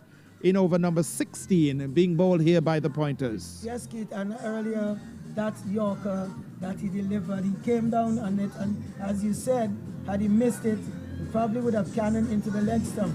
But this one was right up, and he played all over it, and he lost his off stump. Good bowling here by Delano Mussington. So the man going out now, I think that looks like, is that Marlon Bryson? It looks that way to me. It looks like, yes. Yeah, Marlon Bryson is going out to partner Saunders, Shaquem Saunders. The Farrington in deep, deep, deep trouble here. Looking to stave off defeat. 86 for the loss of 8. And we are still in the course of over number 16. Delano Mussington just clean bowling. Jeffrey Adams moments ago, I think Adams got to 16, I think was his score. We'll get that confirmed and rechecked for you. But I think he got to 16. We'll get that from our scorer, Livingston Clifton. Adams scored. So the new man, Marlon, 18 from 24. So Adams got 18. That is Jeffrey Adams. Terry Adams got 21. Saunders is on 2, and the new man out in the middle to do battle for the Sixers against the pointers here in this contest, Marlon Bryson. But we know in cricket it's never over till it's over. And the fat lady sings. And the fat. I know you would add that, Redford. So Delano, who got struck for 13 in 1 over his first over, coming back here and picking up an important wicket, that of Jeffrey Adams, who got to 18. Here is Mussington. This one is outside the line of the leg stump, stopped nicely by the keeper, but it's a wide call and signal by the umpire. So one more to the total, 87 it is now, 87 for 8. So Delano just straying down the onside, was perhaps looking for that Yorker again, but missing his line and length. And the keeper did well, moving smartly away to his left, just got a glove on it and stopping the ball going past him. It could have gone away for 4 wides. 87 for 8. This is over number 16, still in progress. It's been bowled by Delano Mussington, right arm, medium pacer from this to commentary box, and this one again, right up there. And the batsman, Marlon Bryson, just comes onto the front foot, plays the ball into the offside field. 16 overs completed, 87 for 8. The Farrington Super Sixers going at a target of 133. Another good over there from Delano, getting the wicket, the prize wicket there of Jeffrey Adams. The new batter came in there and he tried everything, but he got the better of it in just pushing the ball, keeping the ball out of his stump. But all in all, the pointers here, they seem that they are going to pull this one off today. They need what? The score is 87-13, and 34 is what? 40 odd runs to win. And we have what? 4 overs remaining, Keith? Yep. 46 more runs needed, right? Here's Hughes. This one is driven, and the bowler takes it. Easy catch. Carlisle Hughes. There we saw Saunders looking to hit the ball back over the bowler's head. Missed it completely. Didn't negotiate that at all. And just slapped it quite easily for Carlisle Hughes. Make no mistake to his own bowling. So another wicket goes down. It's now 87 for 9. 87 for 9. The Farrington Super Sixers. Yes, Keith. 87 for 9. And the last pair will be at the wicket. But all in all, as I said earlier, runs on the board are runs on the board. And my prediction, well, just before the start of the innings, I mentioned to my fellow commentators that before the score is 50, that the Super Sixers will lose 5 wickets. And it's happened because he's been an all-out spin attack. And really, the newsman, what's his name? The opening bowler for the Pointers. Newman. Newman, he really started off well. And then from there on, we saw the Farrington. At one stage, there were 4 runs for 3 wickets. They had a good recovery with Adams, because when they got together, the score was 50, and they took the score right up onto to 73. So the new batter is Clifton? Who's that? Carlos Sasso. Yes, so the final batter for the Super Sixers, Carlos Sasso. He is out there with Marlon Bryson. 87 for 9 in over number 17. This one is driven powerfully by Sasso out to long on. Just driving at this one, floated up there by the left arm spinner, Hughes, and he's off the mark. It's now 88 for 9. Sasso is on 1, he's off the mark, and it brings Bryson, who's yet to score, to the crease. So Hughes in and bowls to Bryson, looking to hit this one to the onside. Seem to have taken it on the front pad. Hughes is interested, but umpire Webster isn't. He just walks away. So there was some excitement there. Carlisle Hughes looking for his second wicket. Just got the scalp moments ago. 88 for 9. This is over number 17 in progress. Earlier, Dominica and Anguilla playing to a 1-1 draw in St. Kitts in football action. Here's Carlisle Hughes. This one is fast. The flat it goes back, and oh my word, that one just a extra coat of varnish, and it would have touched that off stump. My word, that was slow close. Carlisle Hughes with a faster, flatter delivery, and nicely taken by the keeper standing up. 88 for 9 as Carlisle Hughes comes in now and bows this one again is flat, and he appeals, but he seemed to have taken that on the pad or some portion of the bat, just drops down in front of him. So Hughes really whipping these through with his left arm spin here, using that faster, flatter delivery. Here he is once more. This one is carried up again on the line of the leg stump. He appeals. Umpire Jack Webster walks away. But this Carlisle Hughes, this guy has a lot of talent, man. I like the way he's bowling. Quite an aggressive left-arm spinner, Celtic. 88 for 9. We've seen 17 overs completed. Yes, a very good over there from Carlisle, Keith. And he puts it all into his game. He uses his guile. He'll flight one for you, and then he'll give you the quicker one. He uses the arm ball, and he has a very good variety. And as I mentioned earlier, Keith, with all these spinners, I was surprised to see that the Pointers would use the medium pace bowlers.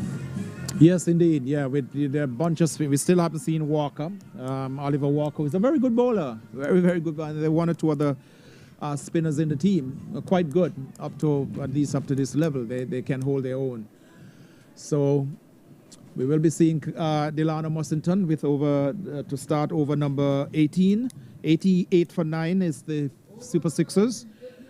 Still looking to get 133 to win this contest. And the Pointers need just a solitary wicket if they're to take this contest. So it's not over.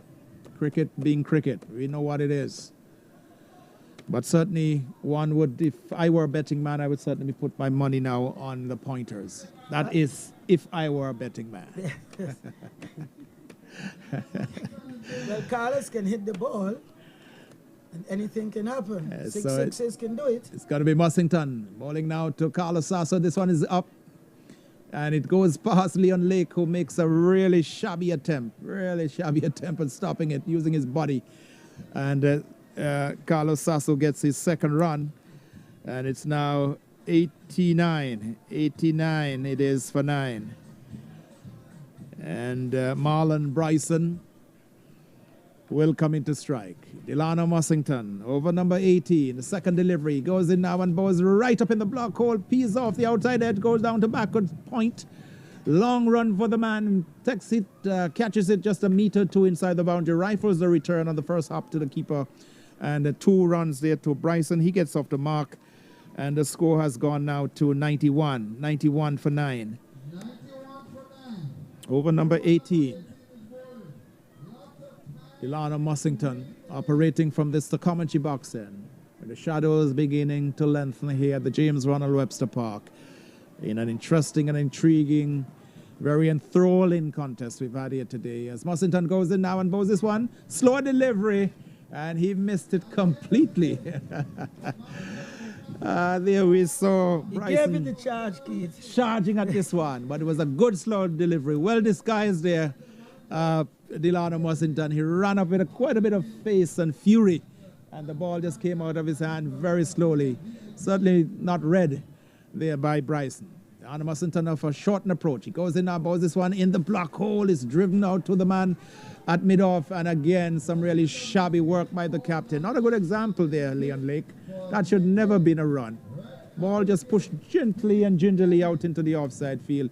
He was into it very quickly and still allow the batter to get a run. So Bryson goes to 3, and it's 92 now, 92 for 9. Mussington again, looking for this final wicket. As he goes in, bows this one up on the line of the stump. There's an appeal, and he's given out. He's all over. There we saw Carlos Sasso indicating to the umpire that it came off the edge. But that won't matter now. Umpire Ralph Hodge raises that index finger to indicate that he's out. So it's all over. The Farrington going at 133 for victory. Dismissed here for 92. 92 all out. Bowled out by the Pointers, and losing the game by 41 runs. 41 runs, the deficit there. So the players just shaking hands with the umpires. The Pointers players are certainly jubilant, not really exuberantly so. They're still just high-fiving each other. And dejected-looking Super Sixers, the defending champion in the competition, now coming onto the field to greet and meet and congratulate the opposing team members. Kelsick, your thoughts on the end of this game? 92 all out, the Super Sixers. Yes, one of the things, Keith, as we always say, runs on the board and runs on the board. And from the word go, in defense of the 133, the Pointers started off well. First over, lead batsman out. At one stage, there were 4 runs for 3 wickets. They never really recovered until when Terry Adams joined Jeffrey Adams, and they had a partnership of 72 taking the score, of 22 taking the score to 73. And after Terry got out, then it was all over, as we can see, because the tail enders were not able to put up a good fight. But all in all, it was a very good match. Ended up a very good match with the Pointers. And as I said to you earlier, Keith, with the spin bowlers that you have in this Pointers side, I would not have given no pace bowlers, not even one ball to bowl. Not even one ball to bowl. You've been consistent with that, Kelsey. Yeah, the spinners did exactly what the captain wanted them to do. They did it, and they did it with no fear or favor. Because even Tar, as we call him, that's Terry Adams. Terry Adams, he was not able to get the spin away, and he took advantage when this pacer came on, getting some 13 runs from his first over. But all in all, as we saw here, a very good match indeed. A big disappointment also for the Super Sixers fans, but the game of cricket, glorious uncertainty. That's right. So certainly after scoring 132, the Pointers, one would have thought that getting to 133 would have been easy cookies, if you to use that phrase, easy going, easy picking for the Super Sixers with the sort of lineup that they have, and at least on paper.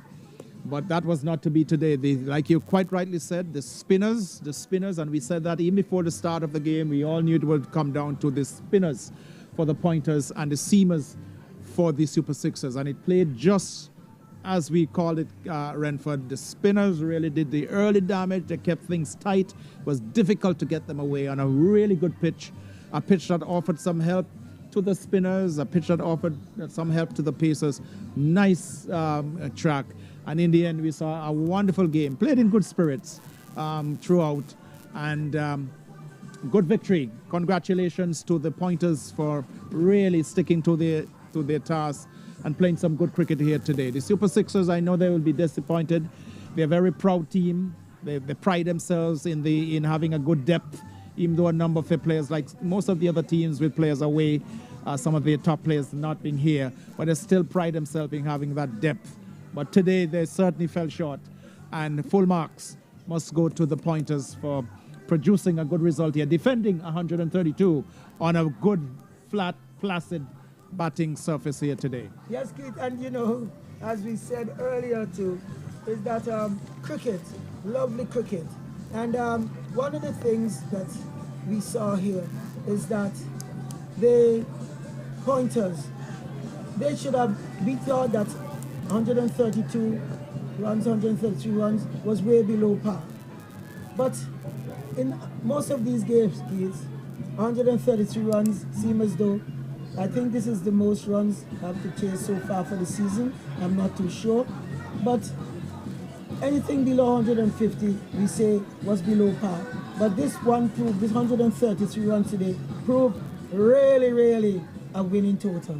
Yes, indeed. So here's where we will be leaving it. So on behalf of our team, John Millington, Renford Kelsick, Samuel Theodore, and Doc Bryan, and of course our very, very, very faithful and dependable scorer, Livingston Clifton, all the other media folks here today, Mega Charles, 54, doing a wonderful job. Didn't see Clean Stream today or Lloyd's Live, but we know those guys have been involved with the coverage. To the broadcasters, the broadcasting entities, Radio Anguilla and Class FM, and certainly all our sponsors who've come together to make this package what it is. I think next week we're off on a break. I've seen the second round of the competition is due to start on the 19th of June, so I think next week there'll be a break as they prepare for the second round of the competition. And in fact, what I've seen from the scheduling, it seems as though on the 19th there'll be two matches. There'll be a game at 9:30 in the morning, and the second match on the 19th will be at 1 o'clock. So that is what I've seen from the schedule that has been released for the second round of the competition. So next week I think there'll be a break and the players prepare for the second round. So on behalf of all the commentary team, of course to our technical man, Lester Teal Richardson, it's so long from the James Ronald Webster Park, leaving you with the news that in the game played here today between the Pointers and the Super Sixers, the Pointers coming out victorious, winning in the end by 41 runs. The Pointers 132, and the 76ers been bowled out for 92. So on behalf of the rest of the team, I am Keith Stonegraves. It's goodbye from the James Ronald Webster Park. Yeah. Next week.